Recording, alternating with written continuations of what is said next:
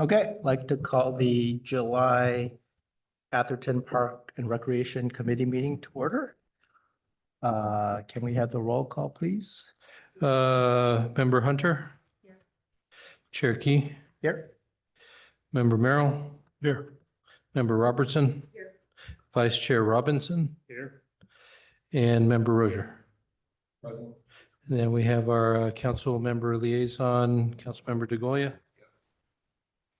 Okay. Okay, and welcome, Member Hunter, to Thank your you. first meeting. Probably be the quietest I've ever been in my life. That might We'll, change. we'll give you something to be passionate about. Okay, why don't we move on to the public comments? Are there any public comments for any items not on the agenda, either online or in person? Seeing nothing in the room, do we have anything online? Nobody online. Okay, so we don't have any presentations. Why don't we move to the June minutes approval? Are there any comments on the June minutes? Any changes or additions or deletions? Seeing none around the room, do I have a motion? So moved. We have a first, Second. have a second? Okay, all in favor, say aye. Aye. Any nays or abstentions? Seeing none, we have approved the minutes unanimously. Okay, so let's move on to the next item, leadership, election of chair and vice chair. So do you want to present the item? Sure. So now that we're entering in the 24-25 term, we need to act to select a new chair and vice chair. And so I think what we'll do is we'll entertain motions for the chair first and then move on to the vice chair. So I nominate Alex as chairman. Well, Second. feel a conspiracy on here. I Um, third unless he doesn't want to. well, He didn't want to last time either, but he's still the chair. If you guys, and I'll be chair again for the year. But happy to hand it over to anyone else that, Well, let me just make a comment. We've got two kind of major issues going on in this town, and Alex has been there through thick and thin. So he's done a great job ushering us so far, and I would like him to continue to usher until we complete this, which hopefully will be this year. okay, then I can Thank step you. down. You've done a great job. Thanks, Walt. Okay, Okay. why don't we have a vote on that? I don't think we need a roll call. We don't need a roll so, call. Okay, okay. All in favor? Aye. Anybody opposed or abstained? Now, Robert, this is for a 10-year term, right? It's a 1 year term. I don't think you're going to get a commitment beyond 1 year at a time. That's for right. this. So, all right. So And so vice- with that, we'll take motion for the vice chair position. Are there any nominations for vice chair? I nominate Walt Robinson, the guy sitting right next to you, as vice chair. Well, first, anybody else interested? No. Okay, Okay. Thank you.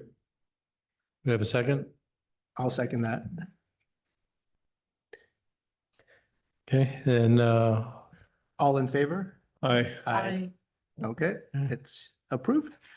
Let us move on to the committee calendar. So every year, what we do, since this is the beginning of the fiscal year, we decide on what is the set of items we will consider every month so that we don't get everything stuffed in 1 month. And on page 1, 2, 3, 4, 5, page 5, you will see the proposed calendar for next fiscal year. And so would like to hear if there's any changes that any committee member wants to propose for that. I do have a few suggestions. Yeah, I do too. Okay, so why don't you go ahead and Walt? Well, I think we had the tennis later in the year, this year. I think we moved it to April. And I would suggest we move it to April again for this year.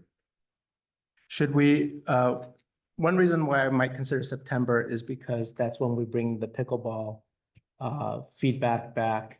And then we can hear from Michael as well, and also his feelings about where the pickleball is, and also what's been going on with tennis as And well. having two birds with one stone. Yeah, that type Oh, of I thing. think that's a yeah. good idea. Okay. Okay. So we'll keep that in September then, if there's no other objections.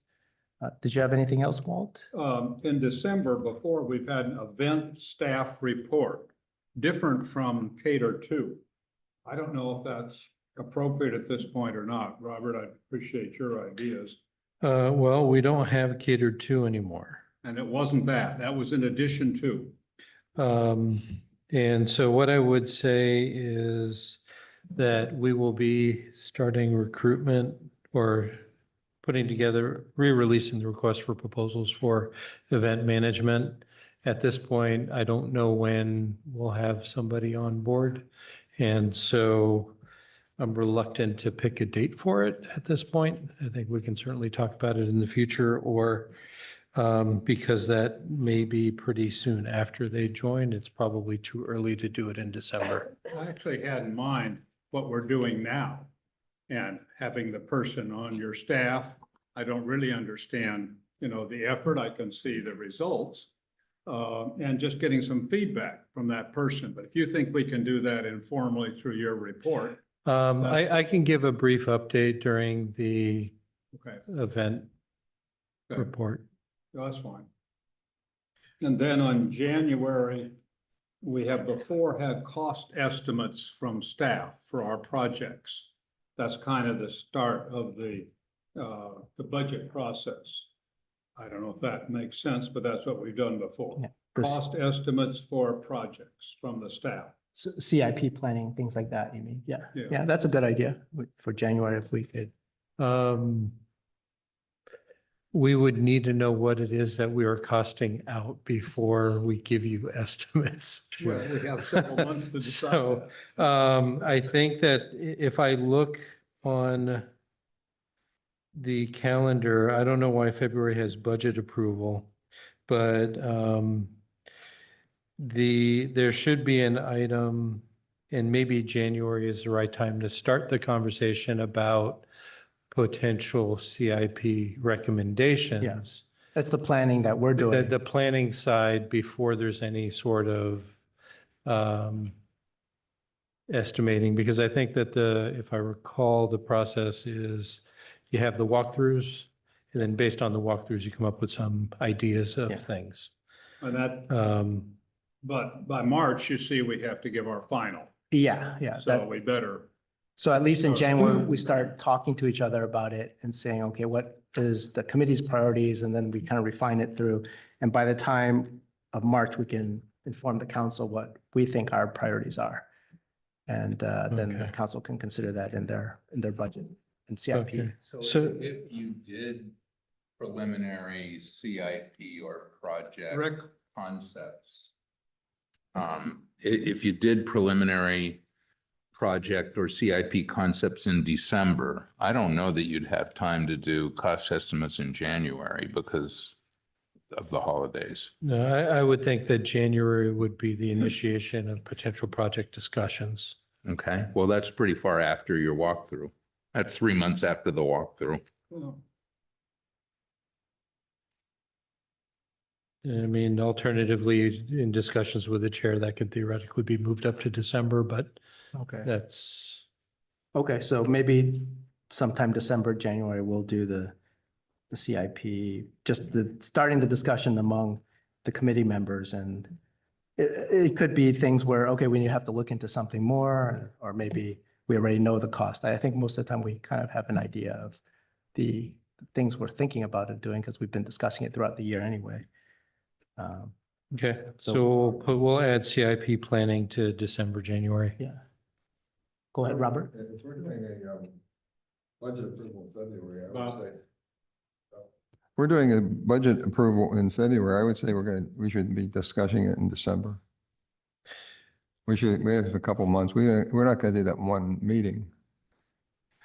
Well, the CIP is a little different from the regular budget. Okay. Yeah. this is two things. Like one's the capital, the other's the operational side. So I don't think there's too much we're going to be changing on the operational side. It's just the usual things that take to run the park. And then the capital side's like, you know, if we do the playground and things like that, then that's Okay, stuff we have. Okay, got it.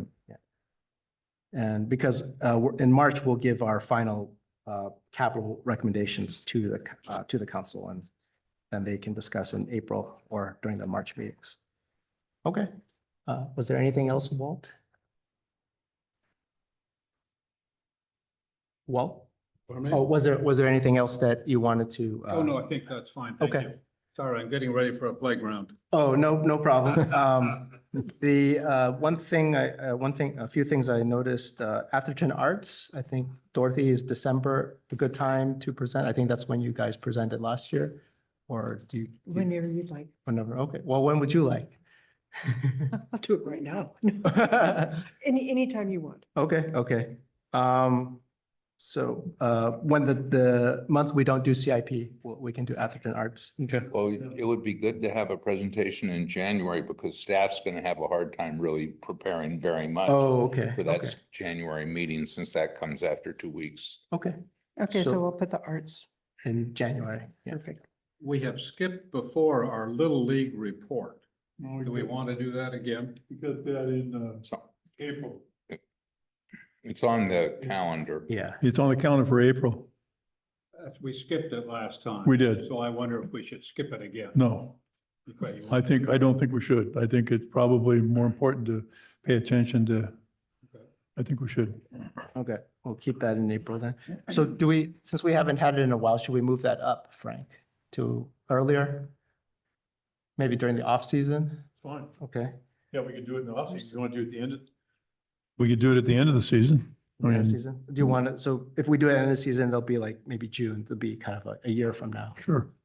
Oh, I mean, I don't know. You tell me. I just think, Well, I think their season runs through through June. June, Yeah, it runs through June. Yeah. I think And you want to hear so- from them. before I- then. If you want to hear Good. from them off-season, we can see whether or not we can get them September, October. Yeah, Yeah. probably before Yeah, the that's season good. begins.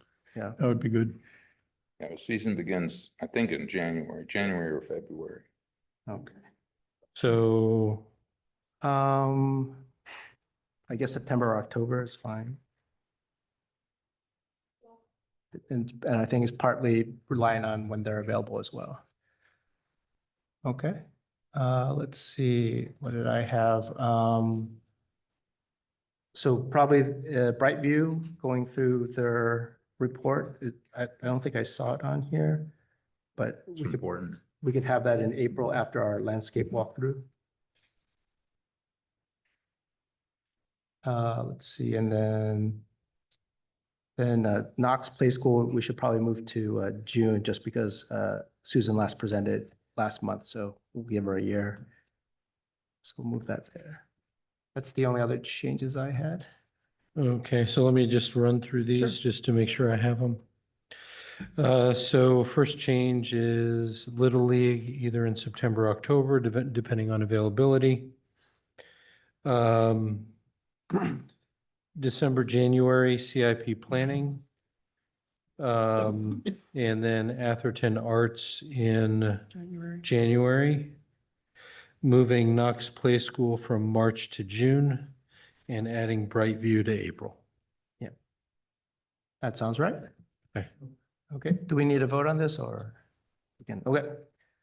So that was the calendar. Can I bring up an issue? Go ahead. So council had a meeting tonight, just before this, that basically dealt with committee procedures and committee things. And one of the things that was recommended was that when the calendar is approved every year at this meeting or the July meeting, that the members just confirm that the time that you're meeting is a good time for all of you.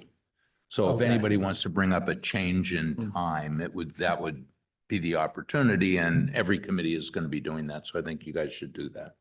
Let me ask you this, is it a challenge for our liaison to meet right after, or is it a problem because there's another council meeting before this that we kind of run into that and you guys have to cut It short? actually works okay for Works me. okay? Okay. I mean, we met at 7 o'clock for a lot of years and got changed to 6:30 and both of them work. Okay, Yeah, I think the only conflict is the walkthrough scheduling. And most of the time, the study session is scheduled, calendar timeframe is Yeah, adjusted. I asked them to schedule the study session at 3 on those months that we do Okay. a walkthrough. okay, Perfect. And they've accommodated that. okay. So let me bring it back to the committee. Are there any problems with the current time of 6:30 or even the date? Are we okay with that? I'm okay with it. Okay. Oh, Okay. Who Yeah. needs dinner anyway, right? That's- that's true. I set my bar here, right? Okay, so I think we're okay with this then. So people are happy. walkthrough is at 5:30? 5 or 5:30, yeah. Okay. So just those 2 times a year, we'll have an earlier meeting time. And it's the landscape walkthrough, obviously, we don't really need staff. We could always do it ourselves and provide our comments separately, but the only time we actually need staff is going into the facilities. So that's the one and only time we have to meet at that time to get access. Okay, so we have 5B down. Let's go to 5C. So every fiscal year, as long as I've been chairman, we usually set kind of a top set of priorities that we want to look at to, make significant progress on or get resolved by the end of the fiscal year. So last year we had 3, which was the playground, the pickleball, and the, wasn't the landscape, no, it was the Jennings? circulation plan. Circulation plan is done.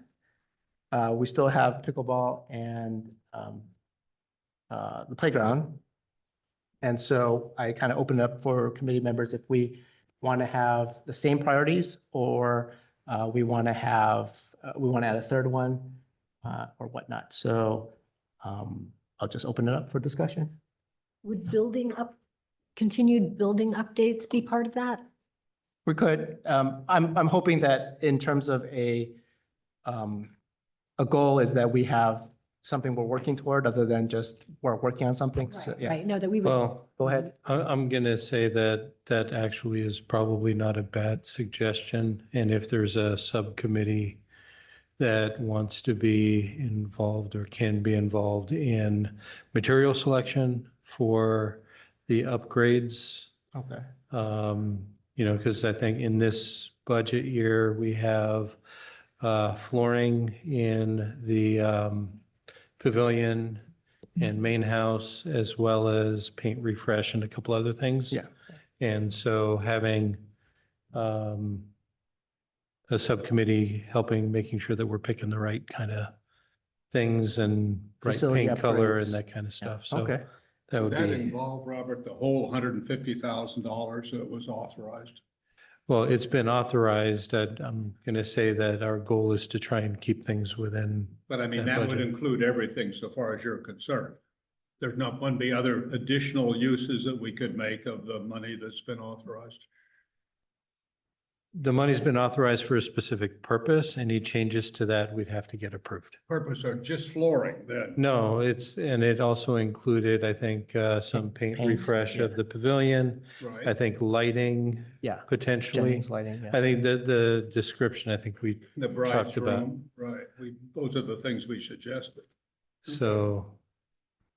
Is there, so I guess the next question is, are there members of this committee that want to join the subcommittee to help staff in guiding those material selections? Okay, Dorothy? Okay, we can have up to 3 members on Enough at that the main committee. house, I'll be happy to. Is Frank? that a yes? Okay. Okay. For a Frank? rabbit. That's the moose, yes. Okay, so seeing that we have 2 members interested, then Okay. I think we can make that one of our top 3 priorities or top priorities. Okay. And then I'm inclined to keep the playground and pickleball as 2 other priorities that we continue to work on. Sure. But we could add additional ones.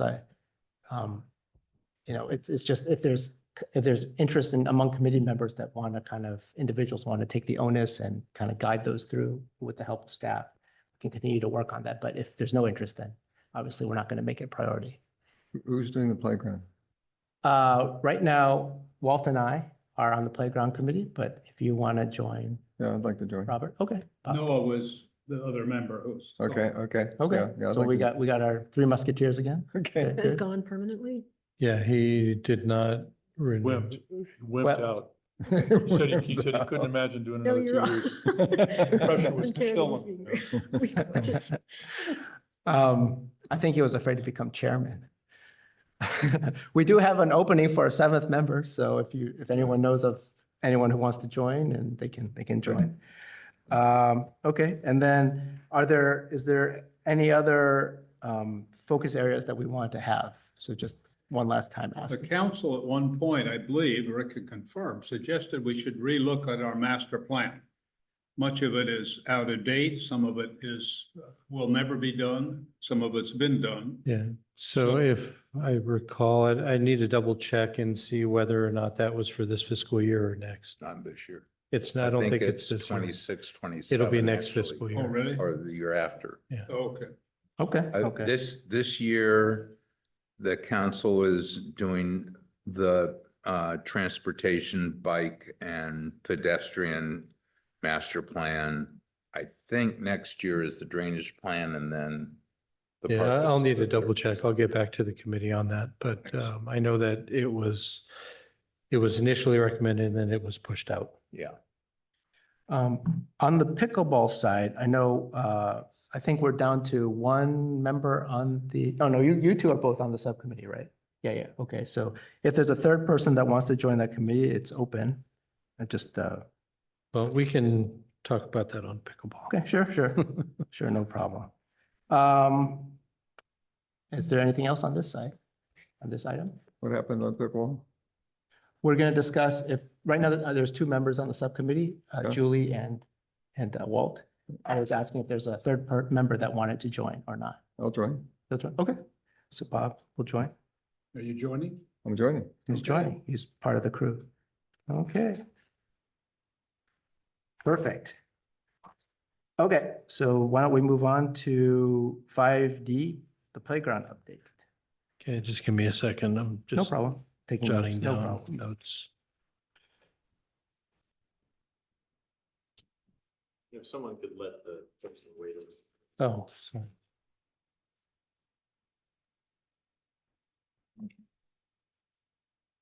Okay, thank you, Chair, members of the committee. You have a staff report in front of you with regards to the Holbrook Palmer Park Playground. Since we last met, we were able to compile various comments that we had received at the open house, and there have been a series of additional public comments that were provided in deference to additional accessibility at the playground. There's a variety of additional public comments that have been added to your staff reports and posted online. And I think we have a wide variety of folks here that are interested in speaking on the item, which is great. And so what I'm proposing to do is just kind of give a high level thing, have Scott kind of delve into the feedback that we received and some potential changes to the concept that we have, and then discussion of another alternative that is moved in terms of how we can proceed, and then you can accept public comment and then have your Yeah, I'll, conversation. we'll have that presentation. We'll take any committee questions, then we'll do public comment, and then we'll bring it back to the committee for comments. All right. And so just on a high level, we did have the open house at the end of May. There were roughly about 35 folks that came in to provide comments on the concepts as presented. And so that information was shared with the subcommittee, and following that conversation, Scott went through and did some revisions to the conceptual design. And Scott, I don't know if you can kind of run through those high-level comments and how they were addressed. And then we'll go into the other option with regards to Magical Bridge. Yep. Thank you, Robert. Scott Harrison, Interwest. So I'm going to share my screen. We did have the open house on May 29th, and share my screen. Can everybody see that? Yeah. So we did have about 30 to 35 people total. I kind of went through the comments that we received or that we may have heard, and I highlighted just basically those that stuck out that were already in the concept or that were multiples of, or that kind of we could include in the concept that received the most votes. And a lot of them were concept 2. A lot of people did like the fallen log structure. The fallen log structure was on concept 1, which I'll show you as we go through. I'll show you the concept 2 and then the changes that we kind of made to it. Monkey bars, we did have monkey bars in both concepts. Concept 2, but would love the fallen log instead of the third swing. As someone planned to expand a family, I would prefer a smaller, more focused area where I can keep my eyes on everyone. This is concept 2. As you go through these, you'll see a lot of them had the fallen log climbing structure, concept 2 because of more swings, the expansion with great use of dead space.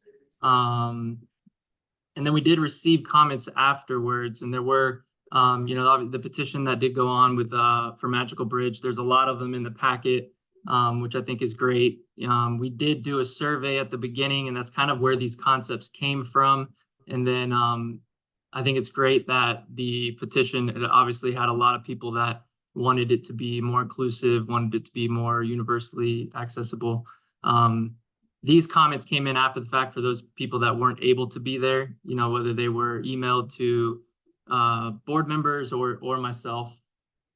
The seating area was obviously that middle. There was a couple comments in here that were the seating area was important for the concept 2. Don't take away the swings from what is existing. Currently, there's 4 swings out there, so we made sure that we had at least that many or more. Keep the play area enclosed for the younger area and more shade in the younger area.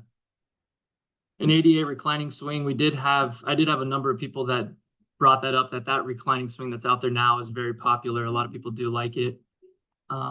Picnic tables in each play area, replace some of the benches with picnic tables, more rubberized surface. That was a big one.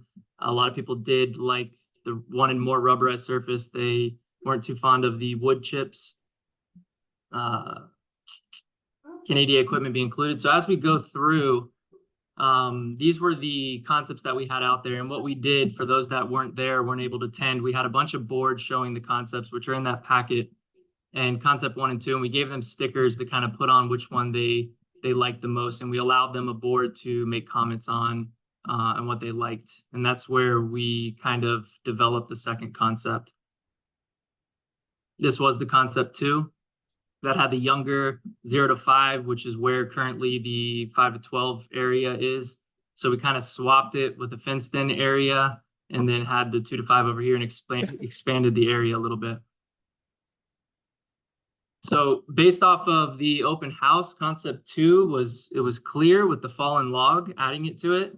And then as it's transpired more, obviously making it more ADA accessible, an ADA swing, more PIP leading to the equipment to make it to where, it's easier to get to the equipment, and possibly put in artificial turf with rubber infill, an ADA accessible spinner. The central seating area I put on here that we shouldn't remove based off this concept and kind of comments that we received. This was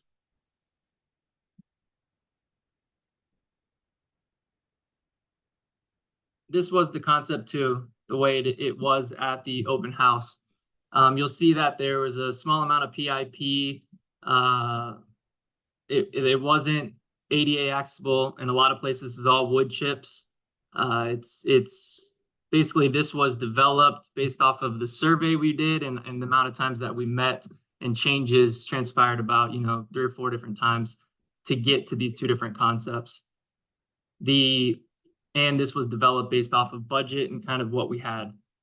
As we go on to make changes, I'll show you some 3D visuals showing you this stuff, but we kept the central seating area. This area we do have completely gated in for the younger area, which a lot of people wanted. And from the get-go, they wanted to make sure that was done, that the smaller area was gated in. We put more PIP throughout so that it's easier for wheelchair access. It's easier to walk to all of the features or to wheelchair to the features. We did put the fallen log feature here on the inside. So as you come in, you have the fallen log feature, you got the picnic table, and then you have this kind of pretend bingo playhouse where kids can play pretend kitchen, you know, whatever they want to do here. And then you have the access with PIP going around to half of the swings. Then over here, we did put an inclusive whirl spinner, and it kind of has a bench seat for those to sit. It has wheelchair access. We have these transfer platforms on both playgrounds. And then you see we got the PIP throughout. Here we did add one, which I'll show you an image later, is a 0G chair. And ADA is kind of that bench swing that I'll show you an image as we go down. This is kind of the 3D conceptual showing you a bird's eye view of what it would look like and what it could look like. This surface is this existing DG that comes through here. You got PIP, which it's all level surfacing to roll out to or to walk to. These are wood chips, which it could be changed if we so wish. The cost of this is getting us, with these changes, is getting us pretty close to basically maximizing the budget, coming close to where, you know, it's maximizing it as much as we possibly can based off of the funding that we have. It kind of shows you this is that gate entrance area with the fallen log tunnel you can climb on top of, the pretend playhouse, these swings. These swings, one of them, there's a tot swing, and then there's a tot swing tandem where, you know, you can have a grandparent or an adult swing with them. And then you have this play feature here, and around this corner is where the sand goes in. And then this just has another view. See, this is that tandem where, you know, another child or an adult can swing with their child, toddler. These right here are kind of sensory musical features. They have, I wanted to show these just to make sure. We had some comments, they weren't sure what they were. And it's kind of like a musical feature where you have this stick and you can make sounds, different sounds on the different pedals that you hit. And those are put like throughout the park, throughout the younger kid area. Just another view from the sand pit area where we have these bulldozer kind of sand play features. And these benches are put throughout in shaded areas. They would be put wherever there was shade from trees. This area, part of the reason why we moved the younger kid area over here was because there was a lot more shade than the other side. And this is that same feature that was at the concept, that was at the open house. You got the 4 swings, you got more PIP throughout, and you have the inclusive whirl over here. You have the monkey bars, the climbers, the double decker, slide, balancing beams. You do have the slide is like a tunnel slide and then kind of opens up into an open slide.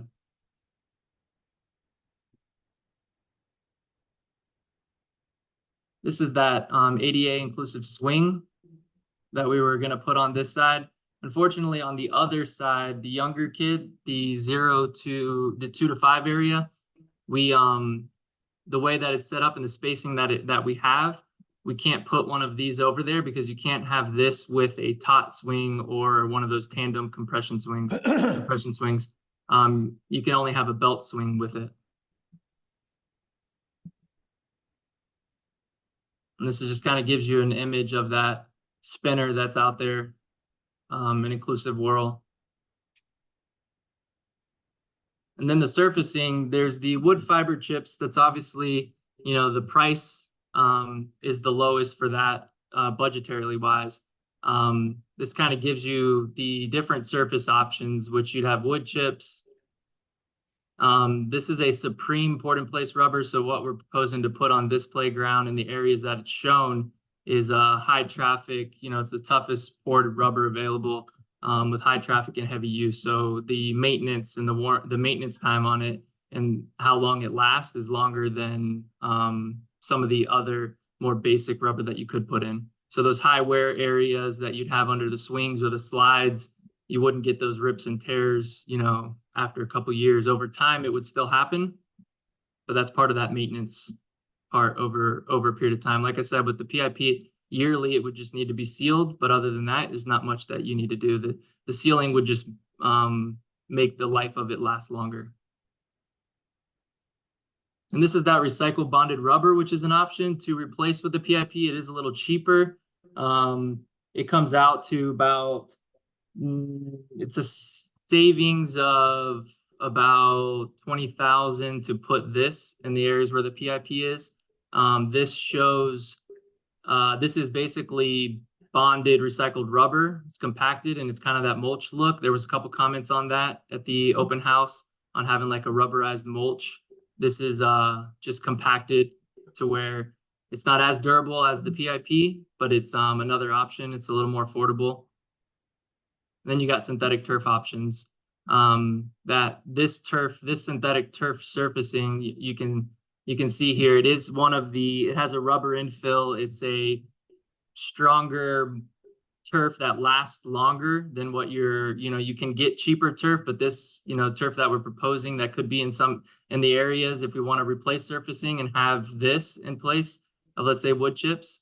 The wood chips come out to about $6-7 a square foot, and this is about $37 a square foot installed.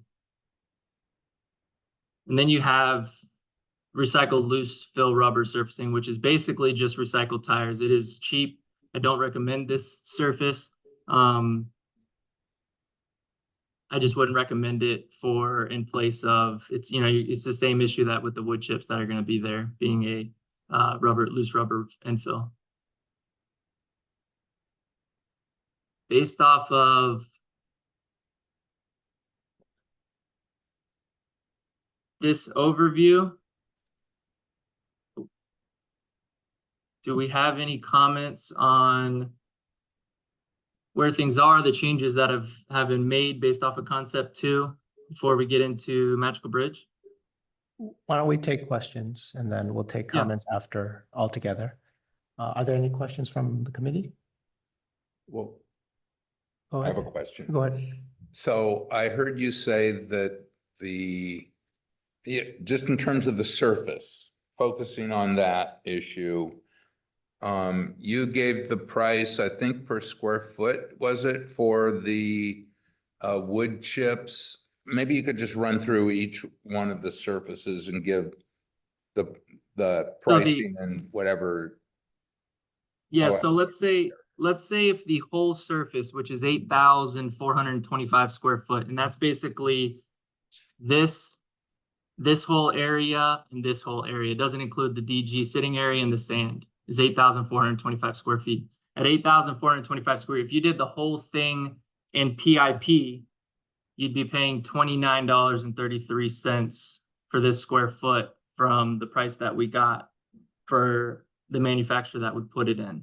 And this and is CIP is the poured rubber? PIP, yeah, PIP. poured in place. That's a Supreme rubber surfacing, yes.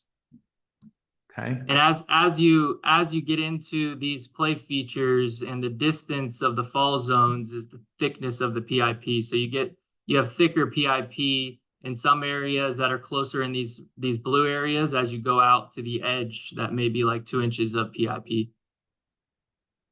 And overall, that's a square foot, $29.33 a square foot for this playground and the way that it's set up and how they would put it in. Now, if you did the bonded rubber, which is that the bonded wood chip, recycled rubbering mulch look, that would be $25.72 a square foot. And then the recycled loose rubber fill is $12 a square foot. The artificial turf has a rubber infill that's thick and it's durable. And that one that is proposed for maintenance purposes and longevity is $37.88 a square foot. What was that $37? That was the Artificial that's the turf. turf. Okay. What is it? The turf, the fake grass. Oh, turf. And if the whole thing would be done in something like that, you know, it'd be recommended to put the durable, you know, high-end artificial turf. There are cheaper options. And then what was the wood chips? The wood chips are about $6 a square foot. $6. Okay. And can you just redefine what the second and third ones are? They're both some kind of rubber. But So the poured in place rubber surfacing. I'll go back to these sheets. poured so you in can place, see. that's the first one That's that the was first one. 2933. I think Rick is talking about the Yeah. bonded rubber and the loose rubber. Yeah, what's Yeah, the so- difference? So this is that recycled bonded rubber, and it's a compacted, they use larger rubber particles than the poured in place. Is that and, loose? Is it just sort of like wood chips, but it's rubber? Yeah, but it's compacted. It's not loose. They're all bonded in place. They're like glued It's just together. multicolored. It's a seamless surface. It has the ability for kids to pick at a little better. You know, it's bonded down and compacted, but you know, it's not like poured in place like a surface that is just flat all the way through. This is still accessible. It's better than wood chips. It's just kind of bonded down on to be a hard surface to look like wood chip, to look like mulch.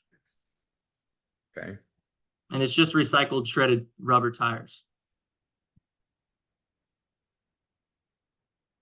I have a And question. then the third one was just loose rubber, is Yeah. that The right? other one Yeah. was the blue. Yeah. recycled. It's like wood chips, but it's rubber. Yeah. Yeah, and it's all completely loose. You know, you could take handfuls of this, you know, the same way you could wood chips. I think I understand. Yeah, Is it kind of like the artificial turf fields where they have that? kind of, but it's thicker. It's Okay. bigger. It's like taking it's like mulch, but recycled rubber tires that are Okay. shredded up and kind of thrown in there. Okay. So I simply put, it's a loose fill material. Yeah. Okay. Scott, what was it that you showed that looked really like artificial grass? It was green. You That's had the- it in one of that's your, the- right there. Yeah. That's Right here, yeah. 3787 a square foot. Yeah, that's the synthetic turf. This one here, if you look at the description, the benefits, the specifications, this one here would be $37.88 a square foot. $19,139. So if we look at just the PIP, is my math right? It'd be about $250,000 just for the PIP? Correct. Correct. Yeah, Correct. Okay. Yeah. and that's for the entire playground, yeah. It's today's price. If just to give an idea, this playground Yeah. be fully transparent, and the cost I think. is around 800, a little under 900,000 installed, to exclude certain minor things, being the water fountain that would go here. That would be an addition, and fencing that would go around, and concrete work. I'm sorry, would that be with PIP everywhere or not? No, just as shown. Just as Yeah, shown. so what he's saying is that the revisions that were made following the conversations with the subcommittee, this plan here basically is on the outer edges of our budget. Yeah, and Scott, you look at contingent, yeah, go ahead. I'm interested in a wheelchair getting to every single one of these items. If we do as shown, is the PIP sufficient to do that? It's sufficient to get them to where you see the PIP. Obviously, you got wood chips. The That PIP would be is where all you don't what's see a colored, right? PIP. The Now that, although it shaded is, area. to code in ADA, it's not, it's not a flat, perfect surface to get to. So these are the areas PIP allows to get to these areas, swing these areas.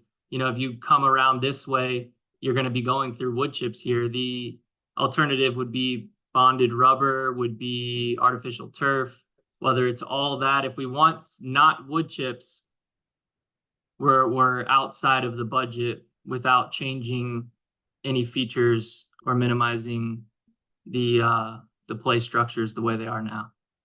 Yeah, I could see, obviously where you put that. I'm just saying if a person didn't want to go through the wood chips, looks to me like where you were just pointing, they could go back around on the, PIP.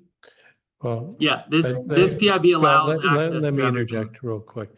So the wood chips technically are an ADA compliant surface. So I know that. Okay, so I'm there just are saying- features that you cannot get to without, I mean, as this is, the PIP does not get to every single feature. Okay.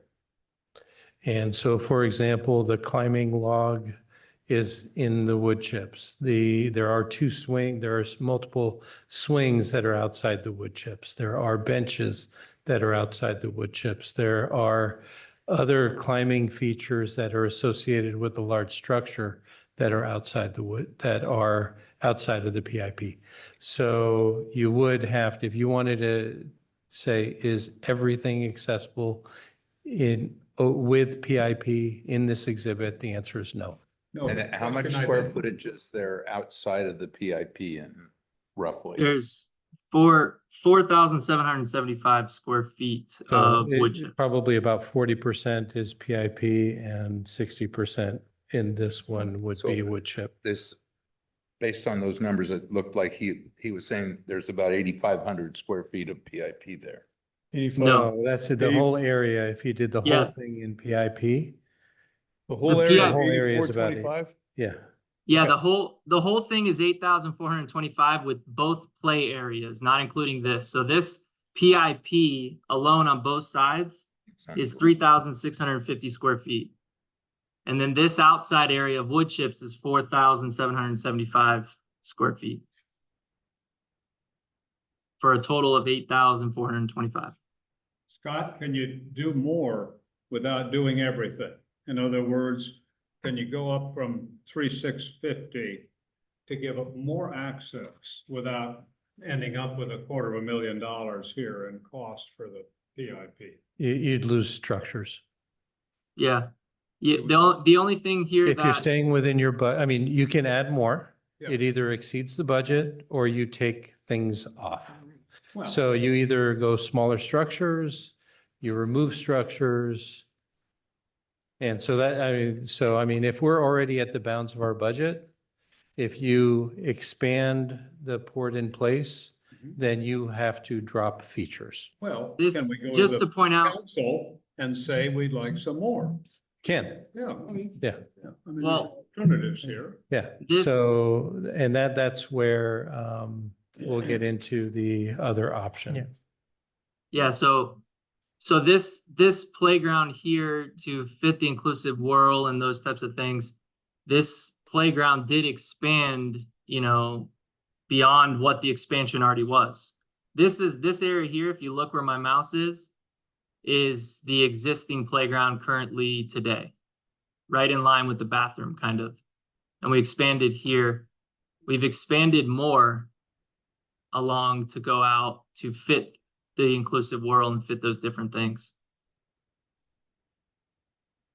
And in that image that you have up there, what is the total square footage of the PIP? 3,650. 3,650. So that's well less than $250,000. If the exact amount is, Question I asked. so the exact, that amount that If he was talking about everything is the was PIP. total, is the total PIP. This right here, because the more PIP you do, economies, the more it is, That'd be the cheaper the square 12,500. foot, yeah. This right here is about $113,000 worth of PIP, 150? 113. I got 247 for the total if we PIP'd everything. That's about right. Yeah. 250,000. I have about 250,000 if we PIP'd everything, 8425. And then if you only PIP 40%, so whatever, But 40%. if, Scott, if I take 3,650 and multiply it by 2933, which is what you gave us as the cost, I get $107,000. Yeah, but you have a lot, you have About less 3%. amount of PIP, so the square foot cost is actually 31. Take, The less take- you, the more you yeah. do, the cheaper it is.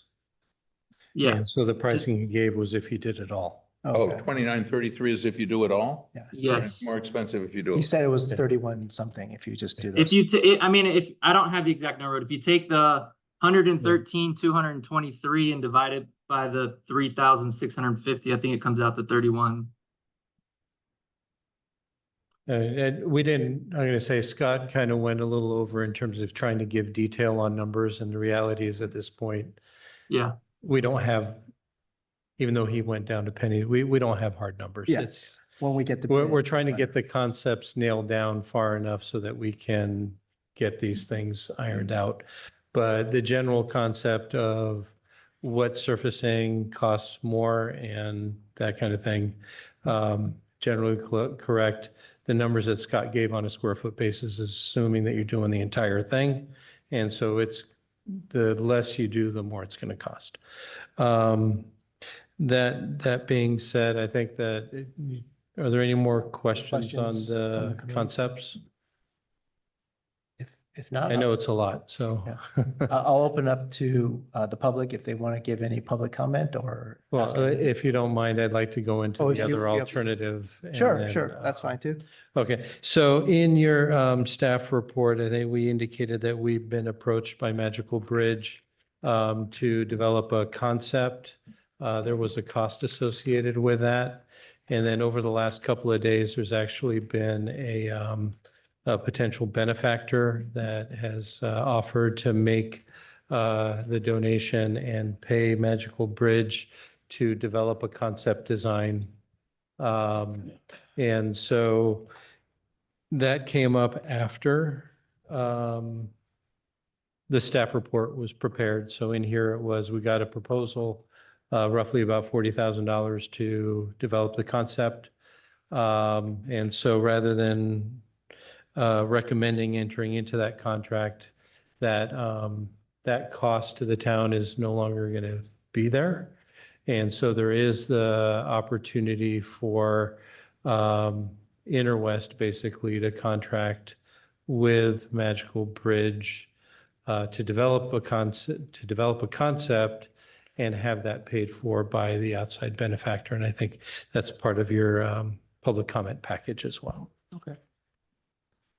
So the consideration for us tonight as a committee is Is how if we it- want to proceed, whether we go If- with the current proposal, we consider. Or Magical or Bridge, we Or we go with the third. proposal. encourage that participation with Magical Bridge through Interwest. And so it would be a direct relationship between Interwest and Magical Bridge and not the town. Mhm. And so that could develop those concepts and that would then come back similar to what we have here, but kind of like what we did before. Here's concept one, here's concept two. So concept one, I'll call it now, is is this new revision. And concept two theoretically would be a revised concept by, with inclusion of Magical Bridge. And rough costs included in that second. Yeah, they would Okay, develop great. what that cost would be. And then would it be ready in September? By September is I mean, we'd like to get that done as quickly as we can. But the idea would be to have it in front of you in September with the goal of getting to the council at their September meeting. Okay. And so it would be a pretty quick turnaround. Is there any questions so far? Have they worked with Magical Bridge in the past? Have you guys worked? Interwest, you mean? Yeah. No. Scott? Nope. I'm familiar with Magical Bridge just in the sense of, the different playgrounds and seeing them, but no, we've never teamed up with Magical Bridge. We're not opposed to it. Why? Why not? What do you mean you're not supposed to? No. He- he said he's not opposed to it. Not a- I thought you said, give me those ear things. I just had a question. If the design we have, irrespective of the Magical Bridge stuff, if we said that wheelchair, 100% accessibility wheelchair wise would be 10. How accessible is what we've got here now? A 5, a 3? I mean, I'm a little the reason I'm saying this is I'm disappointed because I don't know boo from Sikkim when it comes to accessibility as far as these things. I took the proposal from the last meeting home, gave it to my fiance who taught special ed kids for 41 years, and she looked at it and within 2 minutes. She said, "This is not inclusive at all." And I said, "Why? What do you mean? You know, it doesn't have any monkey bars like I want." But anyway, and she was very pointed about the fact that this design that we looked at a month ago and the month before that had very little accessibility for a lot of kids. So I'm a little puzzled by how we got to there, and now we're going back and doing this. And I think it's fine. I'm not saying have no disagreement with the fact that we're revising it, but I'm a little disappointed that this hadn't been considered before. None of this appears to have been considered before. Am I right or not, Scott? No, Scott, I mean, we did a survey and we did the concepts based off of that survey that came back in there. It wasn't direction to have fully inclusive or universally accessible. And these features were based off of going back and forth with you guys, the board, to get the two concepts. And there wasn't an emphasis on ADA and accessibility. There was not. Well, let me interject. There were comments from the committee to minimize the port in place to allow for more features. And so that was the direction that we received, and that's how we got here. My point is Yeah. that knowing nothing about inclusivity and accessibility until I show this to my fiance, I would say everything I thought of at the time was, you know, virtually horribly incomplete. And I'm only asking the question as far as, you know, I would have thought we would have had a little more direction and possibly the survey that we did, which would appear to me that we probably didn't hit the right population. We didn't get wide enough population. You know, we got a bunch of kids running around throwing baseballs, and that's fine, but a lot of these kids aren't. And so I think that's where we kind of missed the boat. That's my only editorial comment.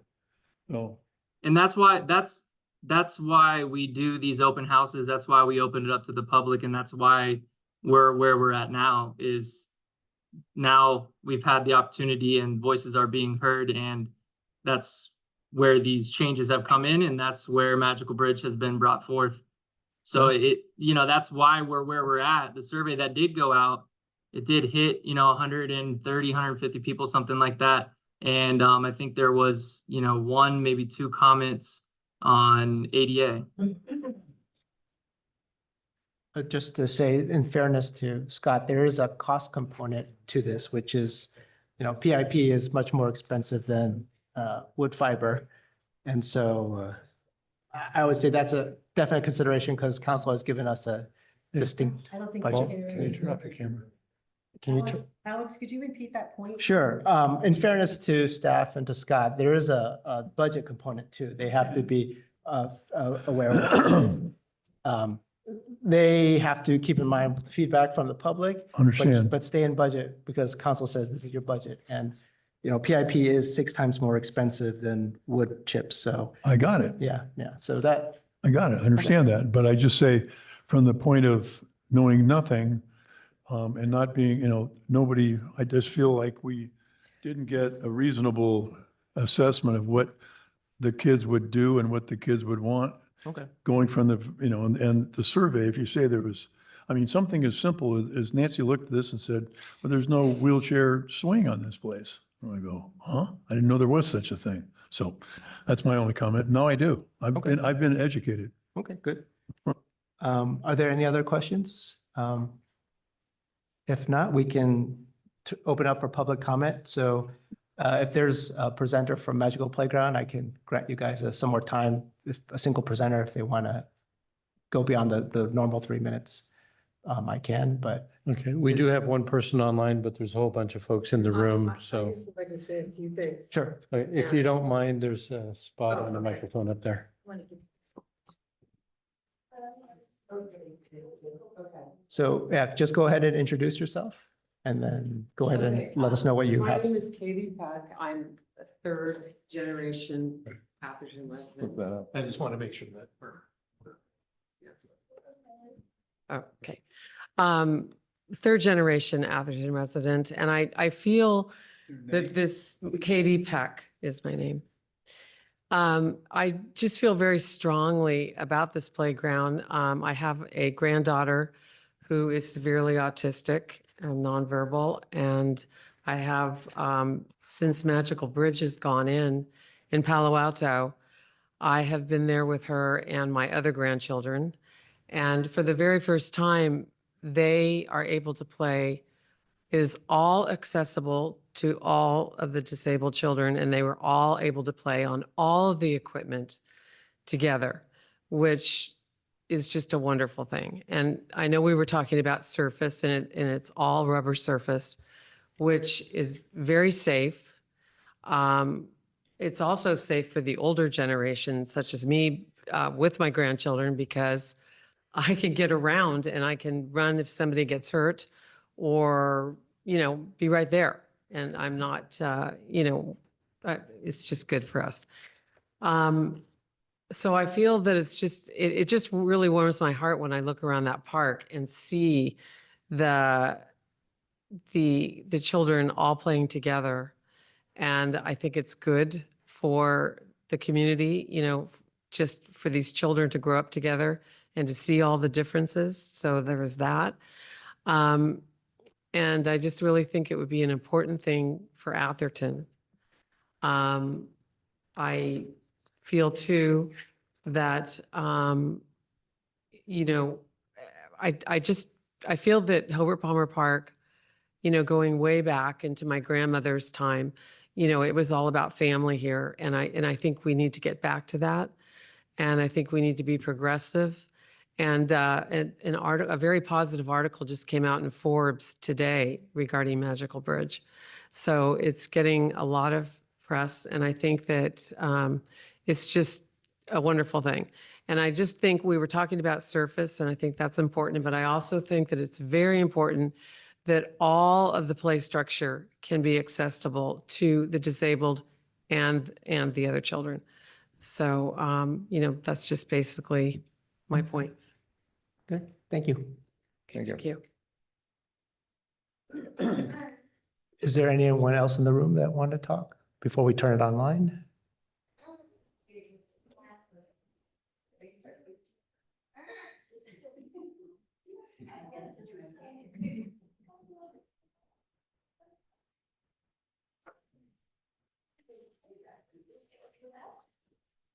Thank you, Town of Atherton and Park and Recs Committee, for hosting this meeting and for continuing this important conversation about disability and the opportunity to build a playground that serves all Atherton residents, regardless of age and ability. My name is Kim Nye, and I am the mother of 4 children, 2 of whom have significant disabilities. My husband and I both grew up here. We actually met when we were at high school at Menlo School, and we got married around the corner. My daughters went through Laurel School, and my son, who's back there, is currently at Encinal, all located, as you guys know, here in Atherton. My mom and siblings and nieces and nephews live in Atherton, and we absolutely love this community and are so grateful for the inclusivity and the kindness of the residents. I've been following the evolution of the plans for a new playground at Holbrook Palmer Park, and I am here today to encourage you to invite the team at Magical Bridge to present a new design option for your consideration. My son Colton is the little kid back there in the Magical Bridge hat, and he is a typical kid trapped in a body that just does not listen to him. All he wants to do is play with his peers, but he trips on wood chips and is a major fall risk on typical playground equipment. My daughter Tessa is also back there in the yellow shirt. And Tessa was one of the first kids ever to play at the Magical Bridge Playground when it opened a decade ago in Palo Alto. We have a picture framed in her room of her with a huge smile on her face as she went down the adaptive slide for the first time. She's now 20 years old, but mentally she's much younger and she still loves playgrounds.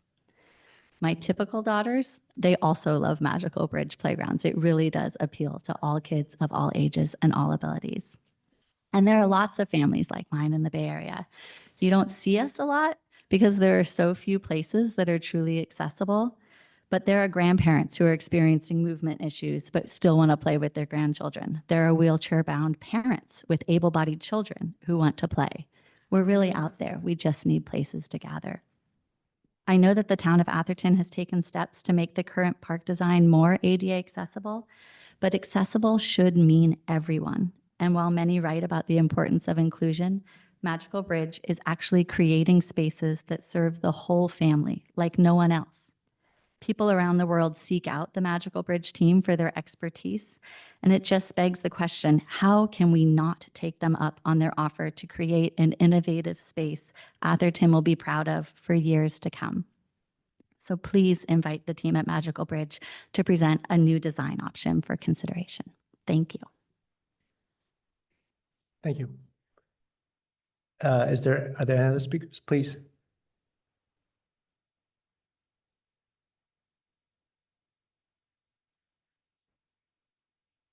Thank you. Thank you for listening. My name is Mark Owen. I've lived in Atherton with my wife and family for 30 plus years. We've had both our kids spend countless hours at Holbrook Palmer Park and now a grandson who spends countless hours at Holbrook Palmer Park. And I don't want to address the inclusivity. I think my colleagues have done that kind of very eloquently. Our grandson is 3 years old. We go to probably most playgrounds in the Bay Area. The New Burgess Playground, Neely, Mitchell Park, the Magical Bridge Park, and everything else. There is one place, or two places, Curiosity and Mitchell Park in Palo Alto, where his eyes light up. When he sees that park, he plays, he interacts, he goes up and down. Even I can go in up and down and come down the slide with him at my advanced age. He is special. It is special for him. And I think for us as a town to really think about what is special for our kids, we should think about Magical Bridge because it is something different. We've all been on all the other playgrounds with all the wood chips and all the everything else and so on. But if you have kids, if you have grandkids, take them to some of these places and just watch them interact with it. And I think you will see it's different. And for that reason, I think we should seriously take up the Magical Bridge offer. So thank you for the time and thank you for considering it. Thank you. Anyone else who would like to speak? Go ahead, please. Well, good evening, everybody. I'm Olenka Villarreal. I'm actually the founder of Magical Bridge, and I'm so heartened to see families and hear from some of you. And of course, I've been following the progress since we had a chance to see the concepts. I was invited in by one of the families to take a look when they were presented. And obviously, you've heard about the reasons why a Magical Bridge is really welcoming to the whole family. It is more than just for people in a wheelchair. You know, the statistics now are that in the world, really, every fourth person does have a visible or invisible disability. And that may be people with autism, it may be someone with low vision, sensory, even ADHD. And incredibly, it's only 10% of people with disabilities that use wheelchairs. And so what you were seeing with Scott in the Inner West proposals, those are compliant to law. So in 1990, when the ADA passed, they did mandate that public places and playgrounds should be accessible to a wheelchair user. But accessible isn't inclusive, and full participation isn't just getting to the structure. We exist because of the ADA compliant playgrounds. And Magical Bridge takes a tremendous amount of thought to make sure that it is delightful and magical for the whole family.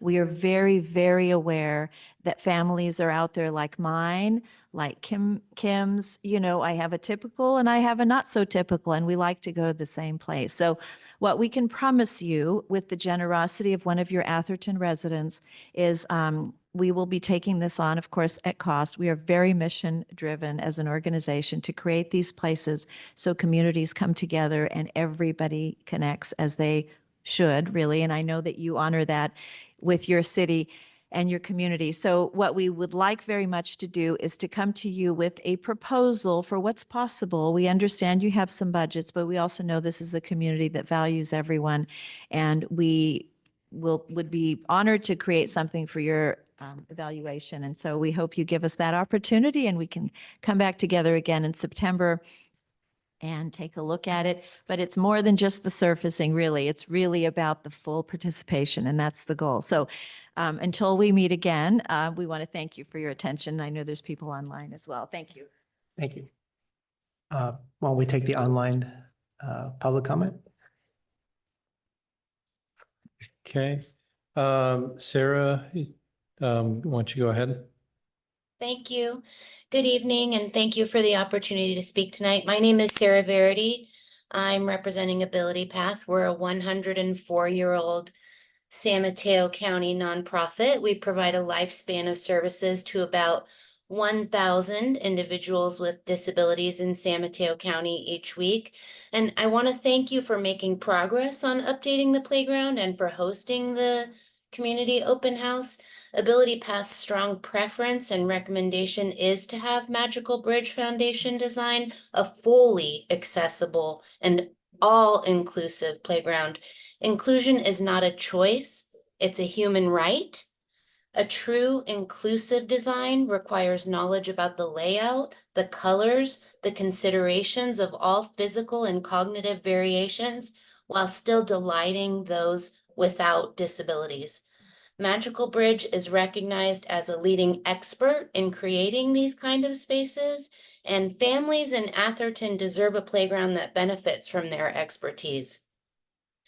At Ability Path, our vision is a world where people of all abilities, are fully accepted, respected, and included. And we hope the town of Atherton will join us in achieving this vision by selecting Magical Bridge Foundation to design a fully accessible and all-inclusive playground. Thank you. Good. Okay. Sharon. So next we have Sharon Bureau.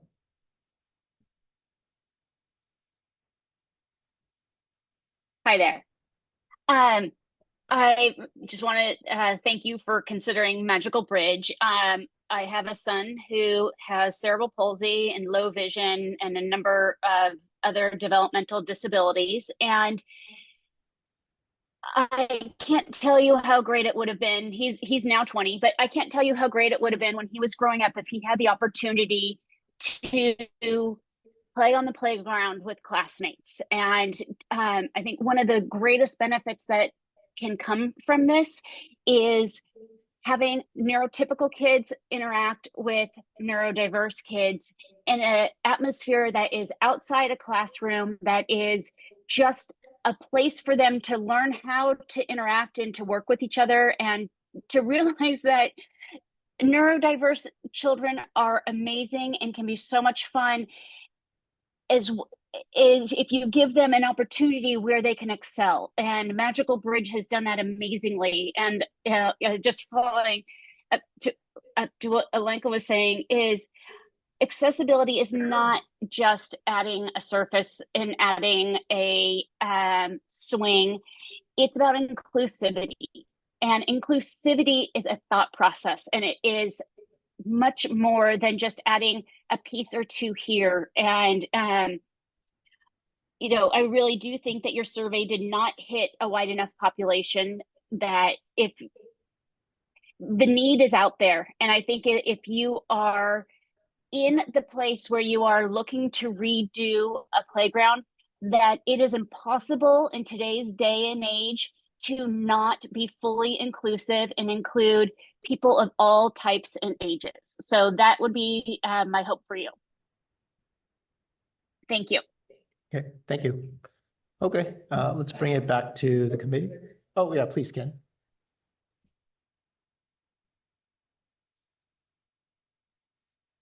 Ken Frederick in Lindenwood. And let me change the sort of tenor here and be the bad guy, which is not normally what I do, as you know. And it involves the fiscal responsibility. I look at this and say, if we're going to spend over $1 million, let's do the right thing. Because money is, I'm from like East Atherton. I'm over in Lindenwood. To us, $1 million is a lot of money. And if we're going to spend $1 million, let's do the right thing and let's think about what we're doing. One of the problems we have here is we have no data. We have no goals. We have no standards. All we have is build a playground. We've never said it's for this age. It's for this group. These are the demographics we want. Here's how many people we have. There's none of that data. We have no way of knowing, are we doing the right thing? Are we measuring the right thing? So my recommendation is, let's not rush to judgment here. Let's not try and go stuff something through the slaughterhouse here. Let's take a deep breath and let's do the right thing. We should consider all the other designs. Thank God that Magical Bridge showed up for this because it enlightened me greatly. I was only thinking people like me, seniors, and then all of a sudden I realized that there's a bigger market here that we're not serving. And as we know, compared to when we built the original playground, we have 33% less children, 15% more seniors, and a lot more disabled. So what we did then is not what we should be doing now. That was 2000. This is 2025. We got to do something different. So my recommendation is we stop the train, halt, let's rethink the whole thing. Let's get the Magical Bridge design. Let's see what it's going to cost. Let's see how big it is. And let's decide for what ages it's for. Do we want to go all the way up to 18? Do we want to do, 2 to 10 or whatever? I've done one thing that most people haven't done. I've actually gone over to the playground and I've interviewed people. And I've talked to them, asked them where they're from, what they do, et cetera. And I'll tell you, you get some really good insight from the people you talk to versus just send out a survey. And everything I hear from those guys is they love that playground for what it is. It's small, it's clean, it's easy to get to, it's designed for kind of 2 to 8-year-olds. Now, obviously there's no one disabled there, so you didn't get that answer. But basically, we might over-design this for age groups. We might want to keep it small to the younger age groups. All I'm saying is we need to have that before we go spend any more money. Let's decide what we want to do, what we want to serve, and get design done. And then let's look at the real prices. I've not seen a quote. I've heard stuff out of the catalog. I've not seen a quote. My experience in Atherton, unfortunately, is we're told it's going to be $1 million. All of a sudden, when the real bid comes in, it's $2 million, and we go, oh, well, we've already gone down the path. We have no choice. So before I'd recommend anything to the council, I'd want an actual firm quote. Because the Holbrook Palmer Park, which you guys are in theory responsible for, is a gem, and the playground is only a small part of it. And if we need money and resources in the park, we may not want to spend all of it in one spot. We've got the pavilion, which is probably, quite frankly, to most of the residents, probably a bigger need. And so one of my points to the committee is, I think you guys got to get more residents involved. You see the problem here. There were no residents involved in this early discussion. You guys have a very limited experience, as I do. And our staff does too. And all of a sudden we get real residents in the town, totally different view. So from a committee, I think you've got to reach out and get more residents who are not part of the committee involved in the things like the Holbrook Palmer Park, Jennings Pavilion, all the rest. Anyway, so my recommendation, stop the train for a minute, get the design, and then decide what to do. But don't rush. There's nothing magic about September. It can be December. It's not, do the right thing. Don't push it through. Yep. Thank you, Ken. Okay, let's bring it back to the committee and any comments that you guys have on this. We have the proposal from Interwest. We have the choice of going with the Magical Playground design. We have also a possible third option if there's another proposal that we want to try, but want to hear from the committee members what you guys think. Both of the proposals are basically from the same company.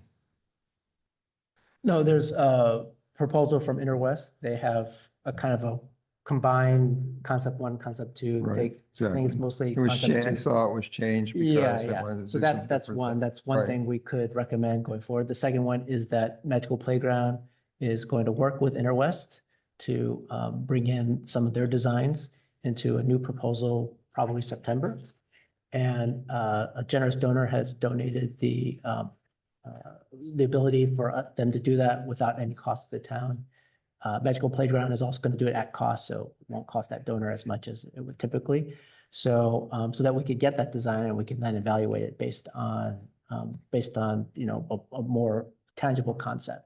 So that's option two, is to wait until September to get that design and see and evaluate based on that. And then third is if the committee wants to go with another direction, we can, but there's no current proposal right now. Well, that's where we are. I understand that. And it might be that we've gone so far that thinking about having somebody else quote the thing or having a actual competition for the playground is too late. Okay, because basically we have Interwest and then we weren't happy with them and now we have Magical Playground. So that's really getting us out of a situation because we didn't consider everything. Is that what I'm hearing? I've not characterized whether we're happy or not with anything. I'm just saying this is the situation we're in, and Yeah, I know. and I mean, I it's, understand that. so I understand it was good yeah. work done. Don't get me Interwest wrong. does, I mean, Well- Interwest has a budget, right? And they. No, they work and with that. Interwest is sticking with the budget. And the way it would work out is that Interwest would work with Magical Bridge.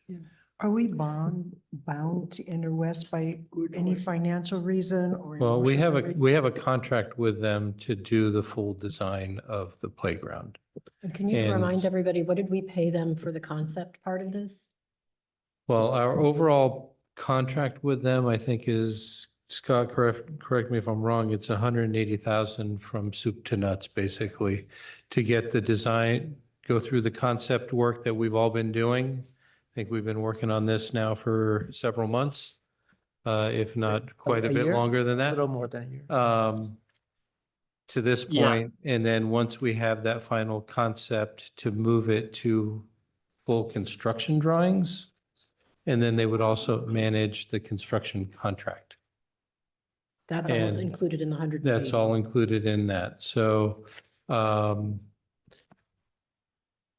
Wait a minute, the full construction? so they're not doing the construction work. They would be Separate. doing the administration of the The construction contract, Construction overseeing it. documents. Developing the Conceptual concepts, design. the Okay. design. No, So- well, Just, This is they're just the conceptual. architects. Well, where we are is conceptual design, Just- what the layout might look like before moving into developing full construction drawings that can be given to a contractor.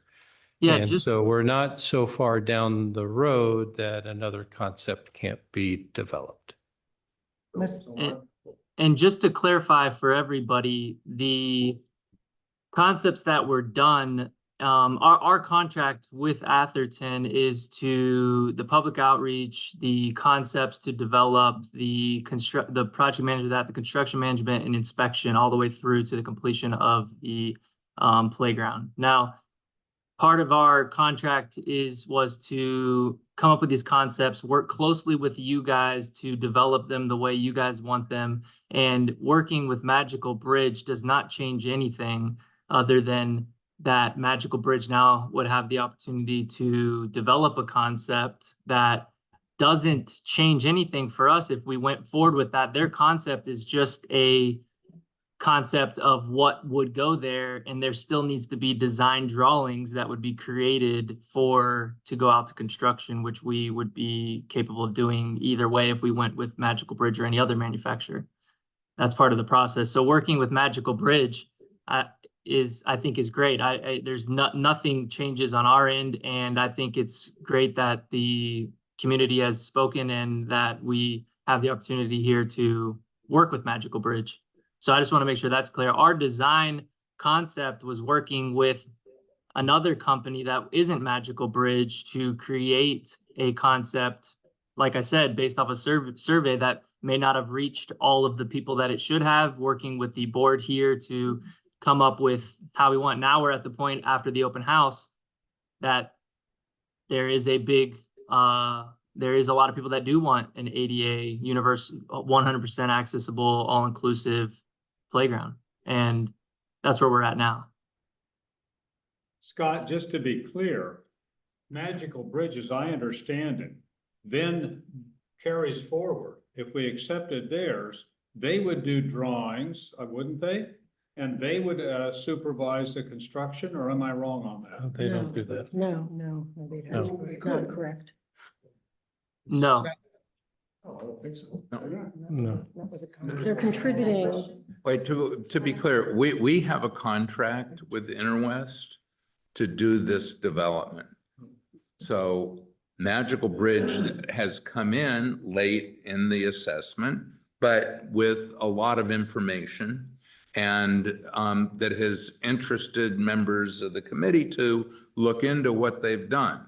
And members have looked into that, and a resident has, and there's a cost to having them do a conceptual design for a Magical Bridge playground, but a resident has stepped forward and said that they would pay for that cost. It's still gonna go through Interwest. Interwest is still would manage it. It'd be a relationship between Magical Bridge and Interwest.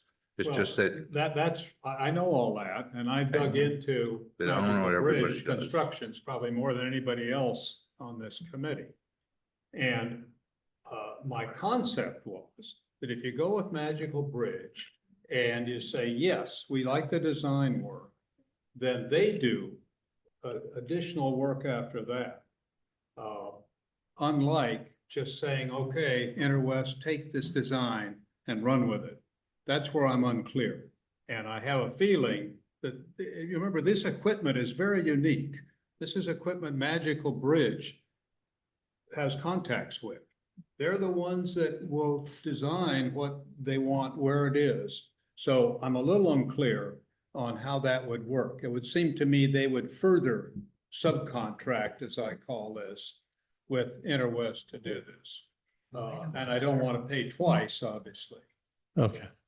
We're lucky to have Magical Bridge here that they can answer the question about what they do.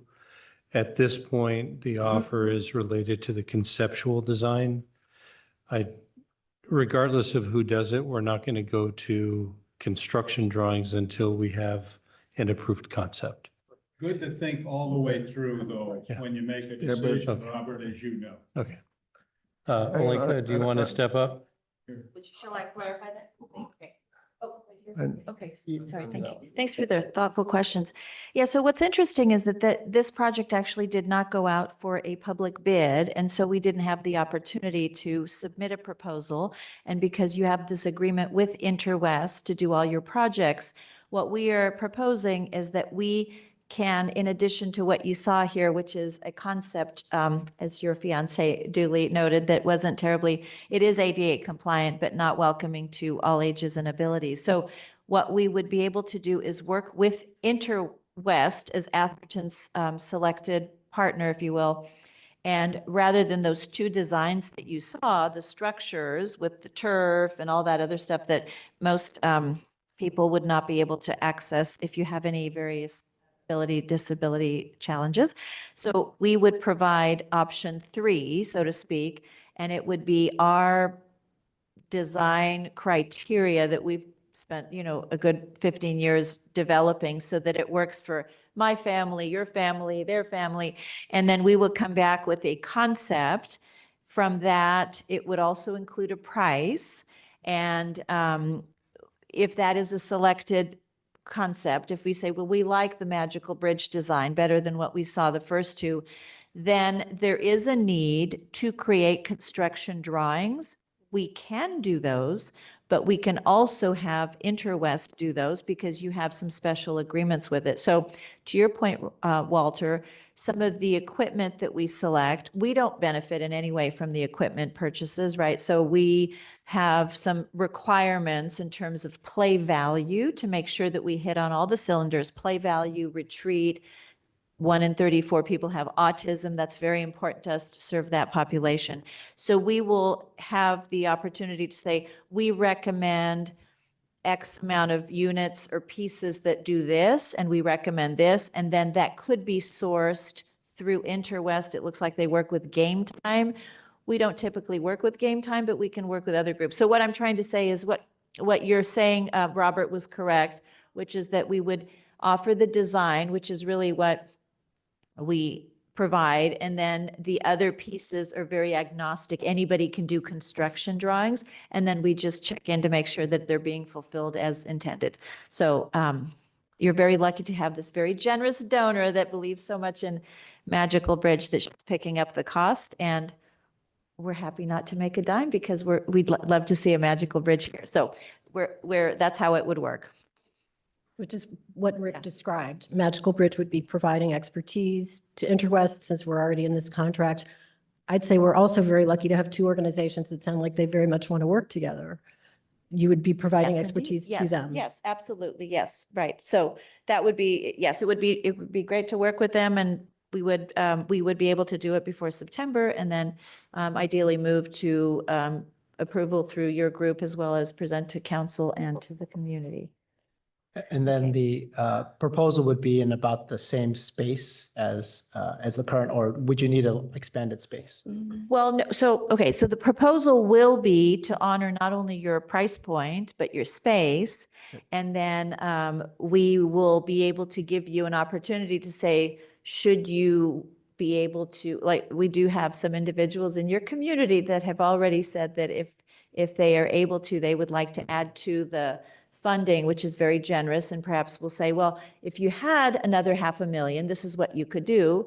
And there could be families that'll say, you know, it's worth it to us. We're gonna put in that additional amount so that it's the kind of playground that will serve all of us.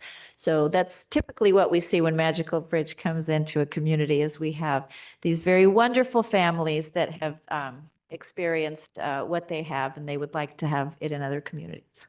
So come out and play with us anytime. Especially your fiance. I went to River City and Palo Alto yesterday. Oh, Hotter than hell. Yeah.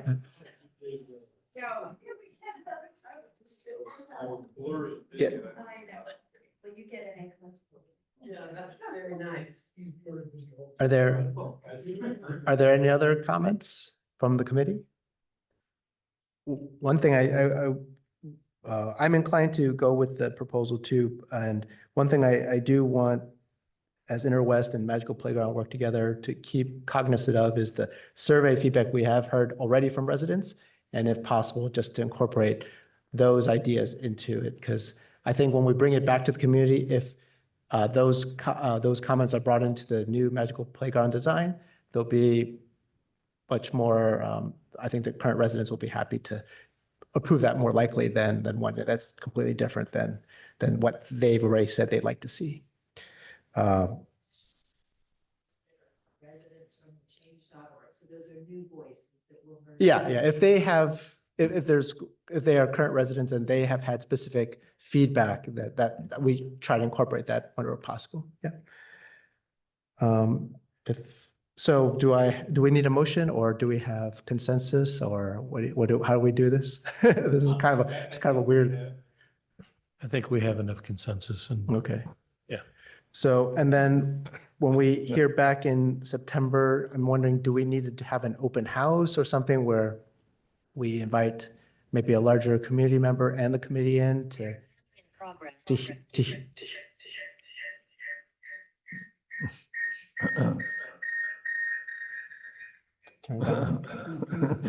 You can't hear it. The internet has failed here for me. I don't know about you.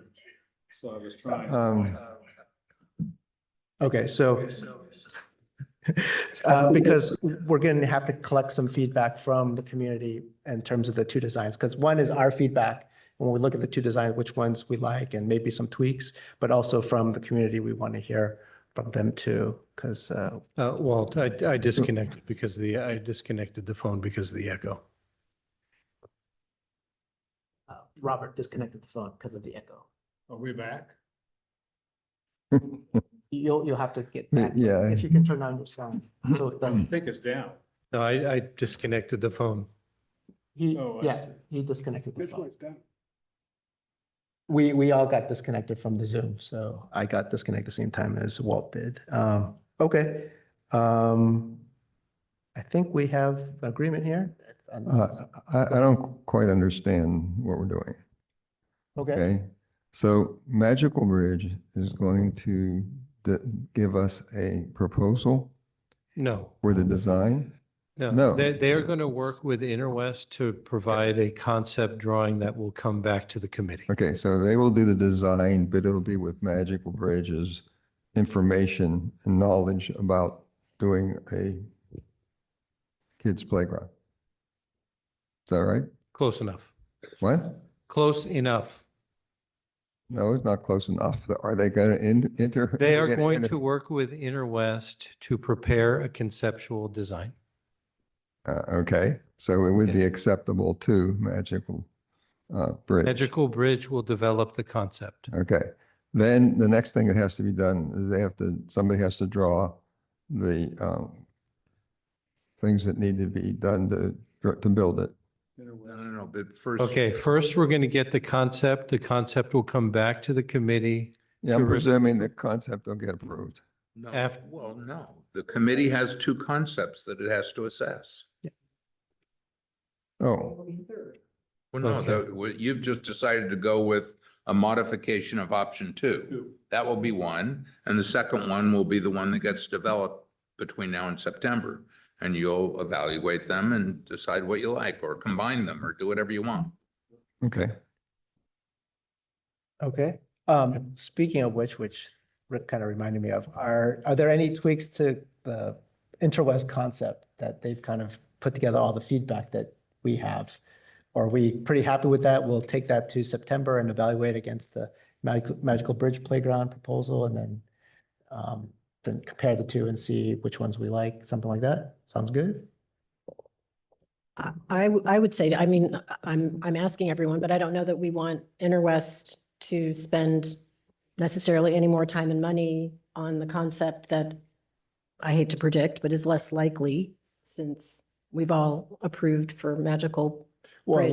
let's see the proposal Yeah, come so- September. so and then I- we'll Right, but make a do we want decision. them to spend more time and money now in, Yeah. incorporating our thoughts, or do we want them to focus on Sure, what they're going to okay. be working on? I'm asking the question with Magical Bridge. I would think we would want them to focus. Yeah, I think that it's probably best to wait until the September meeting where you're Okay. going to be looking at it, and then you can look at both, tweak however it is that you think needs to be tweaked at that point for a recommendation to council. Okay. Okay. Okay, so that's Robert?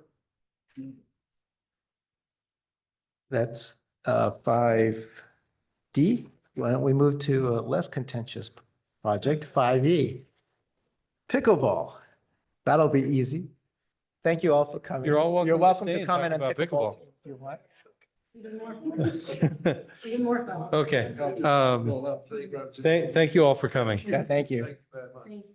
Okay, so this is a brief update. I think you have in your report, as well as in the overall park report, is information about the pickleball court usage, which continues to increase.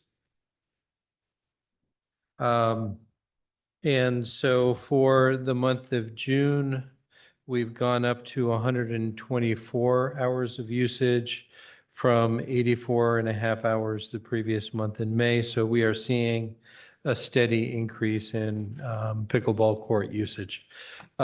We've started to get responses to the pickleball assessment survey, and I'll be running through just some high-level stuff with you now. Quick Uh, question, is there a yes. deadline for responses to the survey? I think we said that the survey would be open through the month of July. Okay, thank you. And so just real quick, it's shared on the screen. It's not in your report. As of this morning, there are 81 responses, the greater majority of which are Atherton residents. And so we have 62, sorry, try and shrink this a little bit so that we can see numbers here. So for some reason, the printout I have doesn't have the actual numbers of the respondents. It's just showing the percentages. 64% of the respondents were Atherton residents, almost 30% Menlo Park. Most respondents were aware that the trial was ongoing. So we asked folks that responded to the survey, do they use the courts and how? The majority of respondents, about 60%, responded that they use the courts for pickleball, about 8 to 9% indicating that they use it for tennis, and about 9 to 10% use it for both, use the courts for both. We asked if they were key holders. About 45% of the respondents were key holders. And we asked specifically, did they buy the key? Did they buy a key to participate in the trial? And we had about 36% saying that they did buy the key just to participate in the trial. I think if I recall the number, it was about 29 people bought keys just to participate. You mean total that you know of or? That answering the survey? responded in the survey saying that they bought the key to participate in the trial. Do we know that from our key sales ourselves when they? We don't track why they buy the key. Okay. I can tell you that We might track new signups though. what I can tell you is that last year we sold about 99 keys. Okay. This year we've sold so far 129. Okay, so 30 seconds. So it lines up. Yeah, If you say, well, this is how many we sold last year, we sold 29 more keys to date, and there's still another 6 months of the year to go. Okay. Okay. And on the other hand, 29 people bought keys, but a vast number additionally have played here, right? Yeah, and that's the same with tennis. You only need one key holder to access the court, make a reservation and play. Right. There could be 4 to that one. If And you look so- at this, you would see how few people really are key holders that are playing. There's a How do you know vast that? number, double the amount that are playing without a key. How do you know Because that? They've got friends, as you say, or something. Well, they're playing with Well, someone. Or, well, I mean, they are having to play with somebody that has a key. With a key. Not, What I'm not, saying, it's very interesting. And not then, everyone who answers the survey is playing either pickleball or tennis. I answered the survey, but I'm playing neither. So Right. I count as not key. So holder. did I. Yeah, so that would be the part of the people. But who you are- can see Yeah. how that- many people are playing Yeah. here without a key. No. No. That's what Oh, they're I don't know how saying. you know that. You can't see that. That's what it You says. can't see that. no, this just says, did you buy a key to participate in the survey? Or to participate in the trial? Right. And If so, they didn't, they would have had a key already and. or therefore they are were like tennis- you and didn't buy a key. For tennis, yeah. Or they're Anyway, playing with, Yeah. or they're playing with somebody who has a key. Yeah. Okay. Yeah, not all the members answered the survey. So then the next one is, do you find it easy or difficult to make a reservation for court use? The majority, about 70%, said it was easy, with some folks having some difficulty. In looking at some of the comments, we were able to help one of the residents that wasn't able to log into the system. We connected them with Player Capital and got them connected. And so there are a few people that said they aren't responding or not able to make a reservation because they don't have a key, which is expected. And then, so we asked both tennis players and pickleball users about how much time they spend on the courts. And so for tennis, for those that responded, the majority were about a couple hours a month. Some folks, a couple hours a week. We did get more feedback from the pickleball users that those that responded actually play 2 to 5 hours a week. And so that's the information that we have thus far. How many hours per week do you have for tennis players? For the respondents Yeah. that answered from tennis, we have most of those respondents said 1 to 2 hours a month. Again, I don't have the numbers showing on this one here with exactly how many people answered that, because 70% of the people say I don't use the court for tennis. We don't know how many tennis players I said they play so many times a week. So I have 3%. I can look up in a different manner. I can get you the numbers of how many tennis respondents per hour. Let me run through this and then I can jump into the other system to get that information. So moving on, we did ask folks when they prefer to play pickleball. Majority said in the morning, with about 30% saying that they also like to play in the afternoon and in the evening. With regards to the general opinion about the temporary courts, it's generally positive. We do have some specific feedback that we'll share in the next meeting or in advance of the next meeting. Has the baffling material been effective? Little over 60% said it's been effective in reducing noise. Another 30% or so say that they can't tell a difference. And about 4% of the respondents saying it's not effective. And then about court reservations, about 26% saying that you should always require reservations. About 40% saying it should be mostly reservation with limited open play. And then lower numbers saying that reservations should not be required. So the respondents think that pickleball should be available or drop-off availability should be pretty much throughout. And then a large number of respondents saying that the town should consider permanent facilities. And when we asked, should we continue shared usage or convert a court, we have about 60% saying convert a court, about 19% saying continue joint usage, and about 23% saying provide separate courts someplace else. Then general feedback.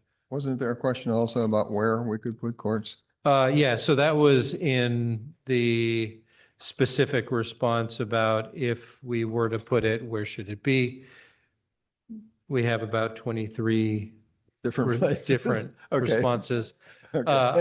Okay. I didn't analyze this in advance of the meeting, is just to kind of give you kind of a high level I got it. overview of where we're at, but We could put one in here. This is enough. Indoor pickleball court. so In here. in the council chamber. the surprising thing that I will say is that we talked about contact information. A large number of folks did provide their contact information. So that's appreciated. So as we follow up, we can reach out. And so that's a thing that I know the committee wrestled with. Should we ask it? And so we asked, it was an optional item, and we did get a large number of responses with that information. That's great. And so what I can say with regards to the responses we received is it's generally favorable towards continuing pickleball usage at the park, with some sort of shared usage at the courts. I know that there's about 23 respondents out of the 80 responses received saying it should be elsewhere. And so right now, in the middle, there's another still almost month left on the survey. It's been generally positive feedback. Okay. Yes, sir. How are we going to determine if the trial is successful? What are the measures that we're going to have? Well- And why, and how are we going to determine if noise is a problem? I mean, in the United States, the biggest problem with pickleball is Okay, noise. I'm going to say that if the respondents to the survey saying noise is not a problem, contextually, noise is not a problem. So you got people that said that no, you didn't have anybody say that noise was a problem? I'm not going to say nobody said it. I'm going to say that there haven't been a large number of complaints saying noise is an issue. I've only personally had 10, Okay. 11. So what does Felton Gable people say? Well, if I can segregate out the Menlo Park answers, but Excuse me, did Felton Gables get this put in their mailboxes so they really understand this? in their mailboxes, no. Yeah, because they No. won't get any other information. They're not on our email list at the town. How would they get the information where it have this survey? Houses aren't there? They could be on the email list. Yeah, I Yeah. know last Last time there were Felton Gables there were residents that attended the meeting. at least two residents from Felton Gables there. Did We what? did, They did and what? the survey that we put out before, one Felton Gables person said, no, I don't want it. Okay, So I'm just wondering, how do we get to be sure these people know what we're doing? The pickleball person obviously knows because pickleball people confer with each Okay. other. I'm talking about the non-pickleball people. And of course, in answer to Bob's question, almost everybody that's answered is a pickleball person. I mean, a vast number. okay. 60 or 70%. Of course, they're going to say they want their own court, they want all this information. And there's no noise problem Yeah, which is when you're fine. playing pickleball. There's no noise problem. So anyway, so far, it's interesting. I just don't want us to get to the point where we approve as a group that pickleball be played and then get into a lot of noise problems. I just like to get some information before we make that statement that we're going to go ahead, because I'm not against it. But I'd like to not have a noise problem like they do everywhere in the United States after we approve it. Should we have the subcommittee meet and then decide if you feel there's additional information that needs to be collected, maybe make a recommendation as a subcommittee to staff to say, okay, maybe send a mailer out to Felton Gables residents just to make. Actually, We talked about noise the idea of twice. putting in Felton Gables mailboxes is a good idea. Okay, then. We why don't talked- I don't know that they're going to respond to it. but That's, I mean, but it's they- reaching out to yeah, them. yeah, I mean, they're informed and they We- can make a we decision. talked whether or not at at least two meetings that we would measure the amount of noise there is. I don't know what happened to that. And the other thing is we would be sure that Felton Gable people's houses, they know that there is pickleball going and there is some going right now. It's not at the level it's going to be at, certainly, because you're going to have 8 people on the court instead of 4, which gives you, well, you'll fill both courts. Well, depends on how many courts you approve. Yeah. Well, if you put 2, if you have what we in there now, you have 8 people. If you've got doubles playing, you're right, but Yeah. maybe you won't approve 2 courts. Well, the trial right now is 2 courts. Right, so you have 8 now. We'd have. Yeah, but are you saying you put more courts in or you put Well, less I'm courts not, in? I'm not saying anything. I'm just saying you don't know. Wait and you got to see what comes out. Yeah.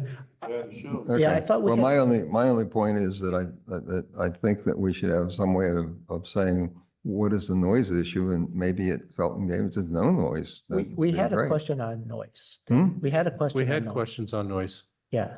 Yeah, what did we decide? Well, the question on noise was buried along with a number of other items, Yeah. which really looked like they were asking the pickleball players, So you see any problems, and noise was stuck in there as one of the multiples. I Let me I like respond the to i- two things on that, Bob. like the First, idea. we discussed this last time, and the test was, as we talked about, plus other oral complaints. Are we gonna get complaints to Robert? That's gonna be one of the tests as well. Secondly, on sound, hearing what you said before and what two of our residents said, I investigated sound, and with the police chief, he and I went over with the machine that's used by the police, because there is a sound ordinance in this town. So we went over and we used his machine and mine to look at the test of decibels. That's all it is. It's not a pitch. We don't have the same problem. The decibel levels, on an informal basis, neither he nor I are experts, looked like it was well within the limits of what we would have. And we tested it right at the court, and we also tested it over at the Felton Gables fence. And that's the sort of information I think we're going to need. But I agree with you. We have no idea yet what this would be, because clearly we're going to have more hours. As we can see, if you look at this, we really only have, what, 40%, 35% being used right now of total hours. But the question is, why don't we open this up to more? One court drop in for certain hours, one reserve, lots of things we can do that will change pickleball at that facility. And that question again is going to be noise from the people as well as noise from the pickleball itself. Okay. So Robert's exactly right. So Nationwide, this is a big issue. No, and it is. And generally speaking, when these things go in, sometimes there's an uproar from the community that is right next to it about the noise. And, you know, Felton Gables hasn't called and said, hey, this is unbearable. There's what, 3 residents right next to the courts? Closest to. And so, I mean, if I'm going to put it in the mailbox, it'll probably be like 5 houses. It's not going to be the entire Felton Gables community. No. That makes sense. And- No, I was taking a walk around the park and I did not hear the pickleball until I was on the far side of Jennings Pavilion. And what I thought was thoughtful of what you guys did before me is that it's the court farthest away from Felton Gables is the one that is being used for pickleball. That was intentional. Which I thought Yeah. is be mindful of the neighbors. Yeah. And the hours are which like working people's hours. And so it wouldn't be disturbing, most people, because most people aren't around during those hours. Or it'd be different if it was from 7 PM to 10 PM. There are 2 days a week where it is. Or on the weekend. Yeah, but they're not till 10 PM. I'm sorry, could Yeah. you repeat again? Where could you hear it as you were walking in the park? I was Close to walking- Jennings? On the far side of Jennings, on Yeah. the tennis court side of Jennings. I Court did side. not Yeah. Hear it, because I thought, I'm gonna go check this out. Oh, I'm sorry. Can you turn that? Yeah, you're I not would quite be on. worried about you if you were there and you didn't hear. Well, right, because I started at the main house and I walked the patio path. area Yeah. and I didn't hear it and I didn't hear it. I didn't hear it until I got at least to the kitchen Yeah. and the rose garden. And then I thought, am I hearing the pickleball? It wasn't until I got totally into like where the elm stuff is, and I went, yes, that's pickleball. The reason I Yeah, ask is we're- because one of the other things we haven't talked about is what this would do to events. If we're having a wedding in the event garden, which is where you talk about, That could, Or that could outside. be an issue, Yeah. and we It's- don't know anything about that at this point. yeah. I think that I mean, distance, and you have to play off how many weddings are we going to be having and, We hope a lot. well, I think it would be. Yeah. Yeah, and then maybe you're going to have blackout hours for events. Right. Okay, So- that's a- Okay. One thing Separate problem. the subcommittee could consider is recommending more evening hours just to see what the feedback is beyond just Tuesdays and Thursdays. Because if there is a concern, and we do permanent hours, then there'll be times where we have to black it out if it's a problem, but it's good to know ahead of time and maybe we could do more evening hours because we could conceivably keep this trial going on for a while and try different things. I think it's a good idea to make sure that the people in Felton Gables know that it's going on, what our plan is. I think that's a good thing to do. I think it's a good idea, but I think you do have to put it in their mailbox. That's fine. Like I said, I mean, Unfortunately, I'm I happy think to that- get the flyer for the, I'd have to measure it, but I passed in think their the mailbox. distance of your hearing pickleball is about equal to the distance to the first two houses. and then, They're- so they're- when we did it's post about- up, It's about the same. And the other thing is that we have to be careful of the frequency. The frequency of the noise is quite different. No, we don't have anything except some people do have a noise measurement that will measure frequency. The big difference in pickleball is frequency. I mean, no question. If it didn't have the frequency of the noise, you probably wouldn't have a problem at all. But they found that the big problem where they have problems is the frequency. And it has a very high pitched frequency. So I'm not saying it's going to be a problem. I hope it doesn't. I think putting up the barrier was a good thing, for sure. But I think we're still close enough to the houses to just work with them. Yeah. And if we do have a problem for events and Felton Gables on the far side, we could put up, I mean, I know you don't want to put up a third barrier on one of the fence, but I mean, we'll allow that. We'll put the flyer in their mailbox. They can Okay. respond to the survey if they desire. And as we come back with the results of the survey, we can segregate out respondents that live in Menlo Park versus Atherton. And you'll weigh those responses however you decide to weigh them. yeah.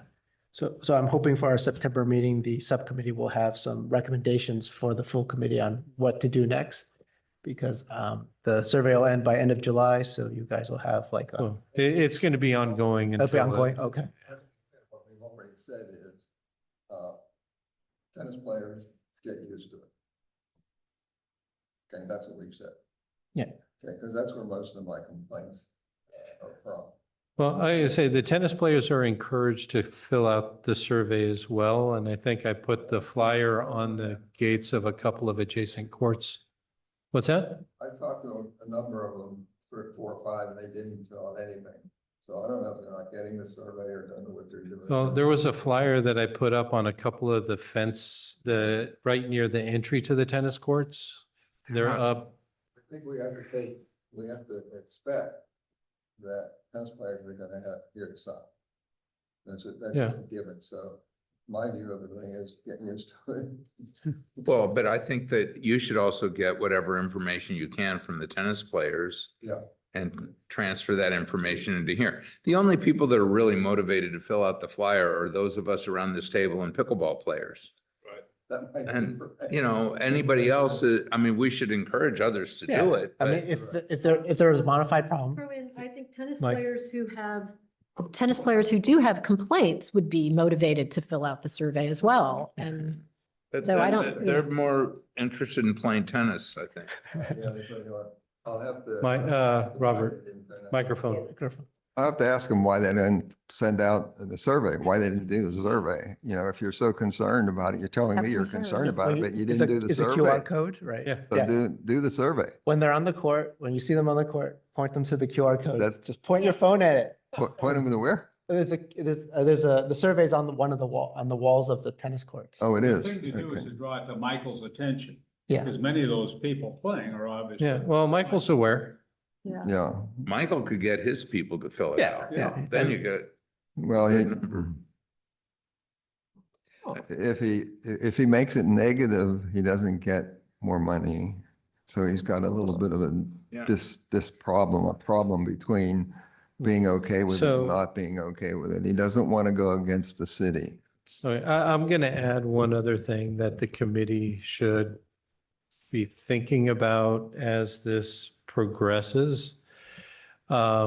And that is, we have an exclusive relationship with Player Capital Tennis on lessons. How with the addition of pickleball, is that relation, his thing is for tennis lessons.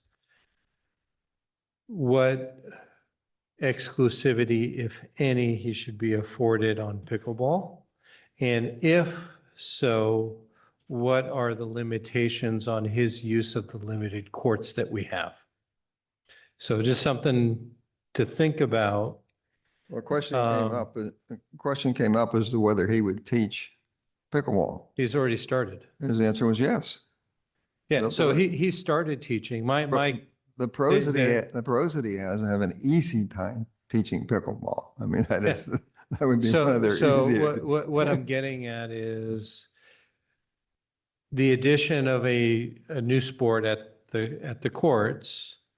We need to the committee needs to come up with a recommendation as to, should there be a limitation on player capital use of those limited courts? Because there's already a large usage by player capital of the tennis courts. And if we only have 2 pickleball courts and they're only reservable during certain hours as pickleball courts,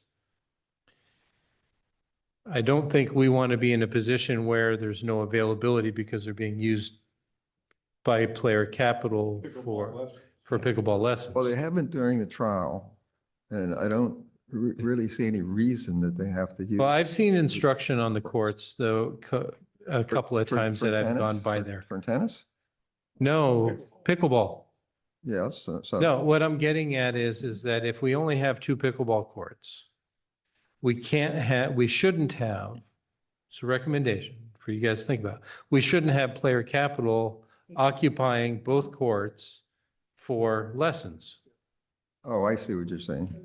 So the public can use them. So That- there that needs kinda- yeah, to, that you kinda- should that- consider That kills the what, walk-in. whether or not there should be a limitation Just like with. Yeah. on lessons Well, I think when, associated with when, pickleball. when we. there has to be. Yeah, oh yeah, so Has it's to just be. something that There- you guys need to talk about. There has to be. They can't take over the pickleball court. That's not in the deal. Okay, so Okay, so something if- has to be worked out on that, and, That's what I'm saying, is that you guys need to think about what those limitations might be. If the town decides to keep these temporary pickleball courts semi-permanent, like more than this year, then we can think about going to Michael and working out some kind of agreement.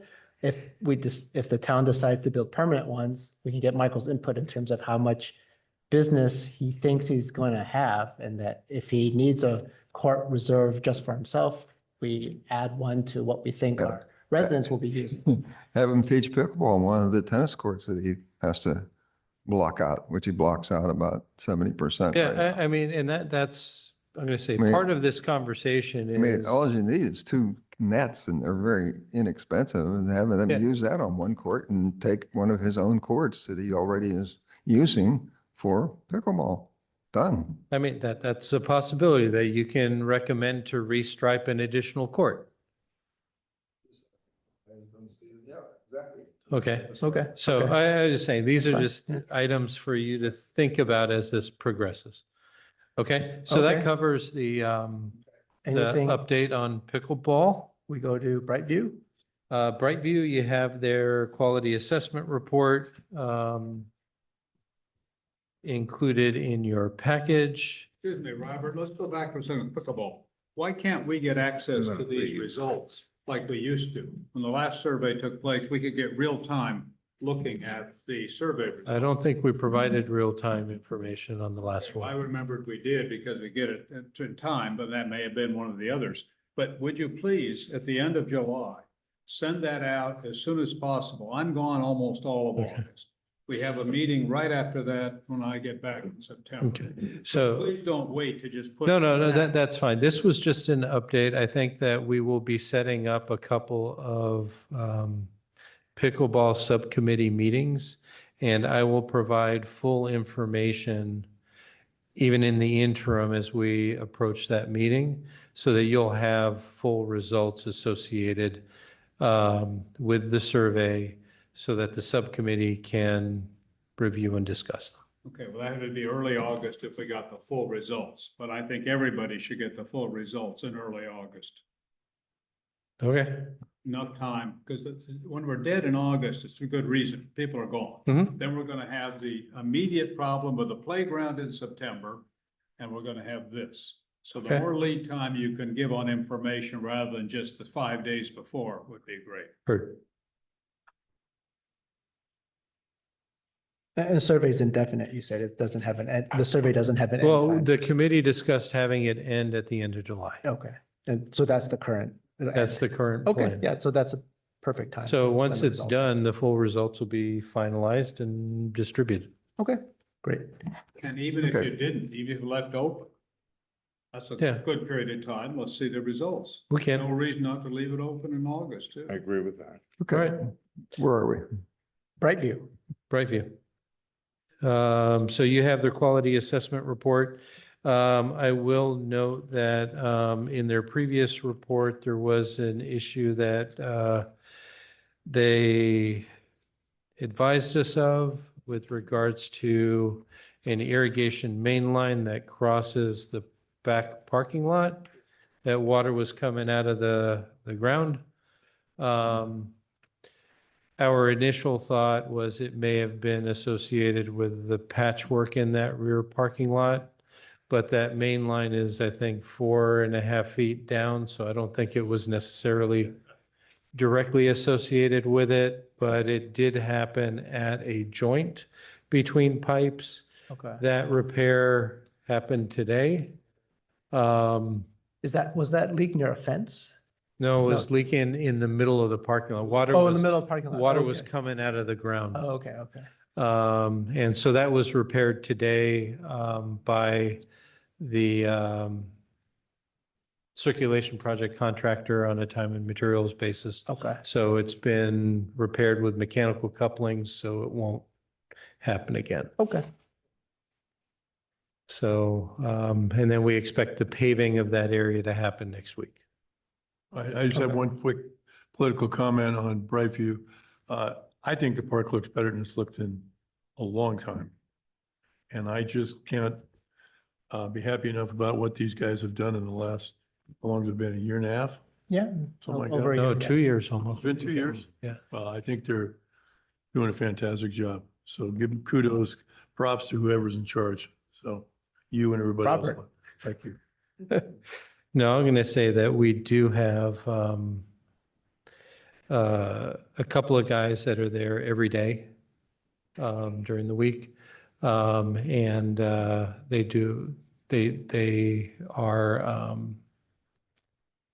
they're happy to be there.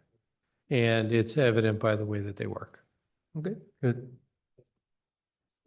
Okay. With that, Park Foundation report? I'm sorry, could I just go back? Are the people there our employees? No, Okay, they're employees. Brightview.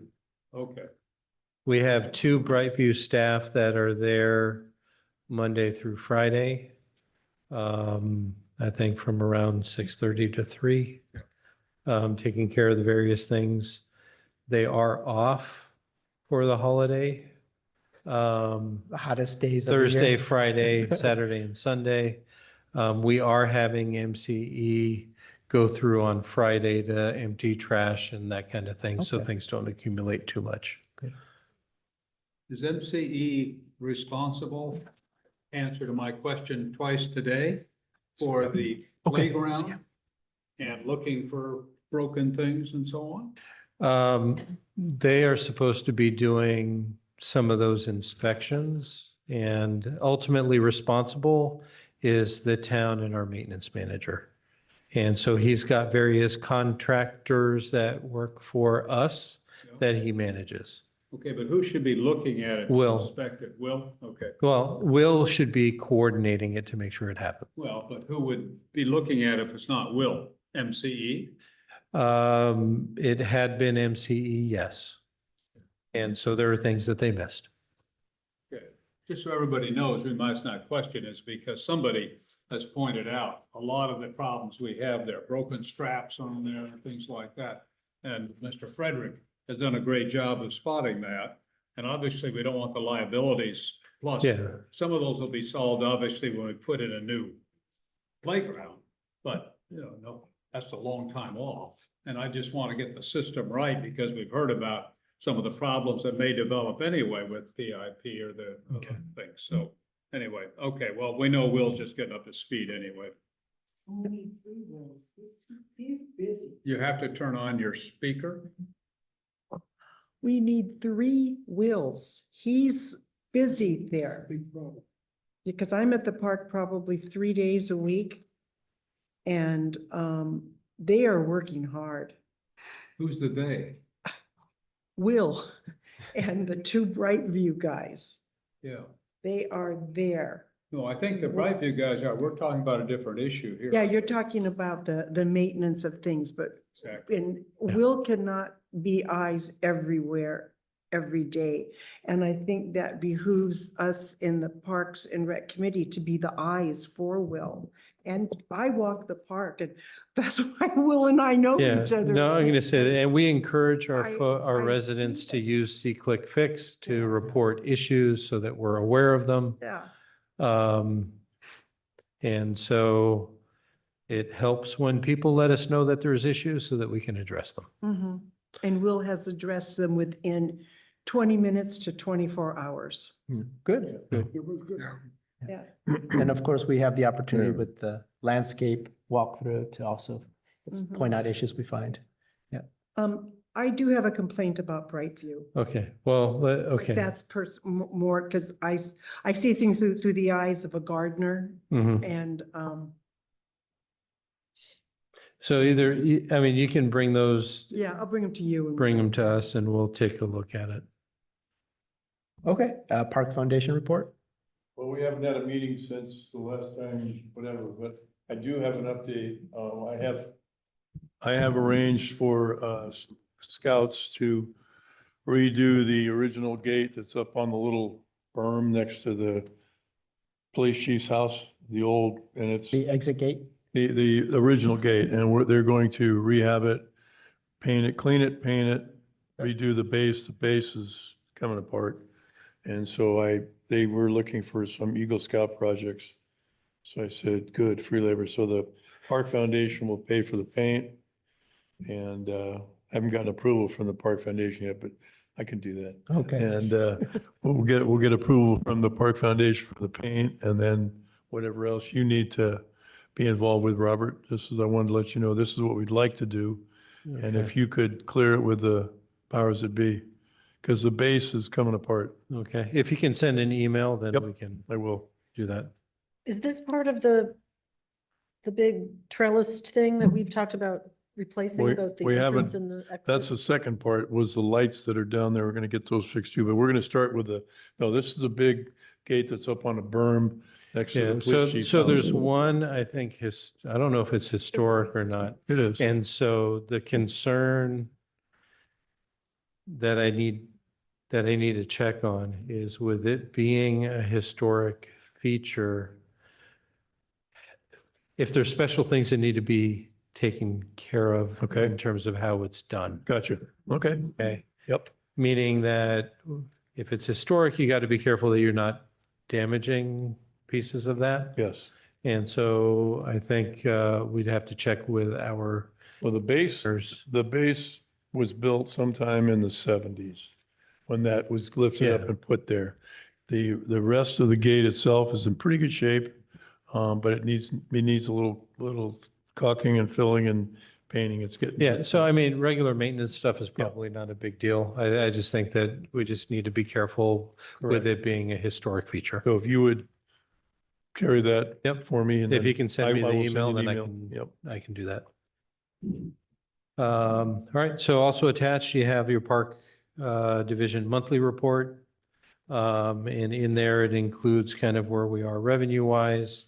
And then there's also information on upcoming rentals. There was a question earlier about event management staff. And we've had another transition. The temp employee that we had working on helping us with reservations and stuff, has moved on to a more permanent gig elsewhere. And so we have a new temp that started this week to help us out. And so while we put together and revise the request for proposals, there's been a council subcommittee assigned to that. So we'll be revising that and reissuing the request for proposals to find a permanent vendor to help us with the reservations. Who's on what council members are on the subcommittee? That's public comment, but No, you council members are conflict, that's conflict? no, it's not. No, it's public. It's not, well, can I open up for public comment on this? You can open for public Okay, comment, I but can I open up don't for engage public with the comment. public. I'll take your. But I can ask a question. And which council members are on this subcommittee? Vice Mayor Lewis and Council Member Holland. Okay. Elizabeth Lewis and who? Holland, Stacy. Stacy Holland. Okay, any questions for Robert on both the monthly report and the events report? I have two questions. Where are we relative to the income we were getting from rental space relative to last year? As compared to last year? Well, we were doing really well there with the person that was doing the food and everything would bring people in and say, Catered to, you mean? use the park. You mean catered to, our last vendor? Okay, The so last vendor is, yeah, we really dropped off for, dramatically, yeah. so 23. for fiscal year 23-24, it looks like rental revenue to the town was about almost 60,000. About when? 60. 60. And what is it now? Well, that's 60. Again, for 23 the and year 23, the fiscal year 23-24, which Oh. is from July of 23 through June of 24, it looks like it's about 60,000. Okay, so is that good relative to what we had Well, before? look before it's on there. The previous fiscal year was 215,000. 215 versus 60 versus 215. 215 now? No, 215 before. 60 now, Okay. 215 That's what I thought. before. So it hasn't recovered. And who's managing that now? We have a person managing that? We have a temp that is assisting with rental reservations and Okay. contracts. So we haven't gotten. We are back not to have- actively marketing the site. Got you. We are not actively catering the site. And so the revenues are down because of those items. So a lot, And yeah. I would say the event market has changed post-COVID. It's not just our town, but everywhere. People are having smaller weddings, they're having more private weddings, there's fewer corporate events. Yeah, but we're way down from 23 and 24. Yeah, And, well, I 23 mean- had have a bit of a boom from. In the beginning. Post-COVID, people felt freer and then now it's kind of. I- it's I think- across And the so, board. I think it again, was- I that's think it was the why, person that was doing the job. well, that's why Cater 2 The caterer decided to was- leave, is because they were not able to generate enough Right. The business. caterer was generating Yeah. the income because they were bringing their people that they were going to cater to into the park as a. They were catering events at the park.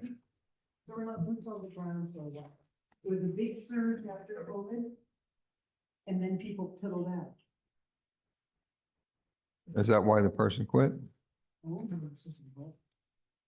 Okay. Okay. Make Last, sure your microphone is on when you speak, please. last question Sure. go I ahead. have for you is why is the clay court being resurfaced? Because of maintenance complaints. Because why? Maintenance complaints. In conversing with Michael Jessup, it needed to get redone, and there were a couple of residents that advised us of the condition of the clay court as well. And so it is being serviced.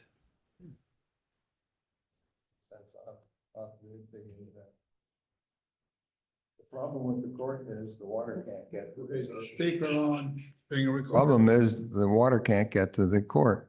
because it plugs the filters and it plugs the sprayers. So how did they fix that? Are we going to use city water?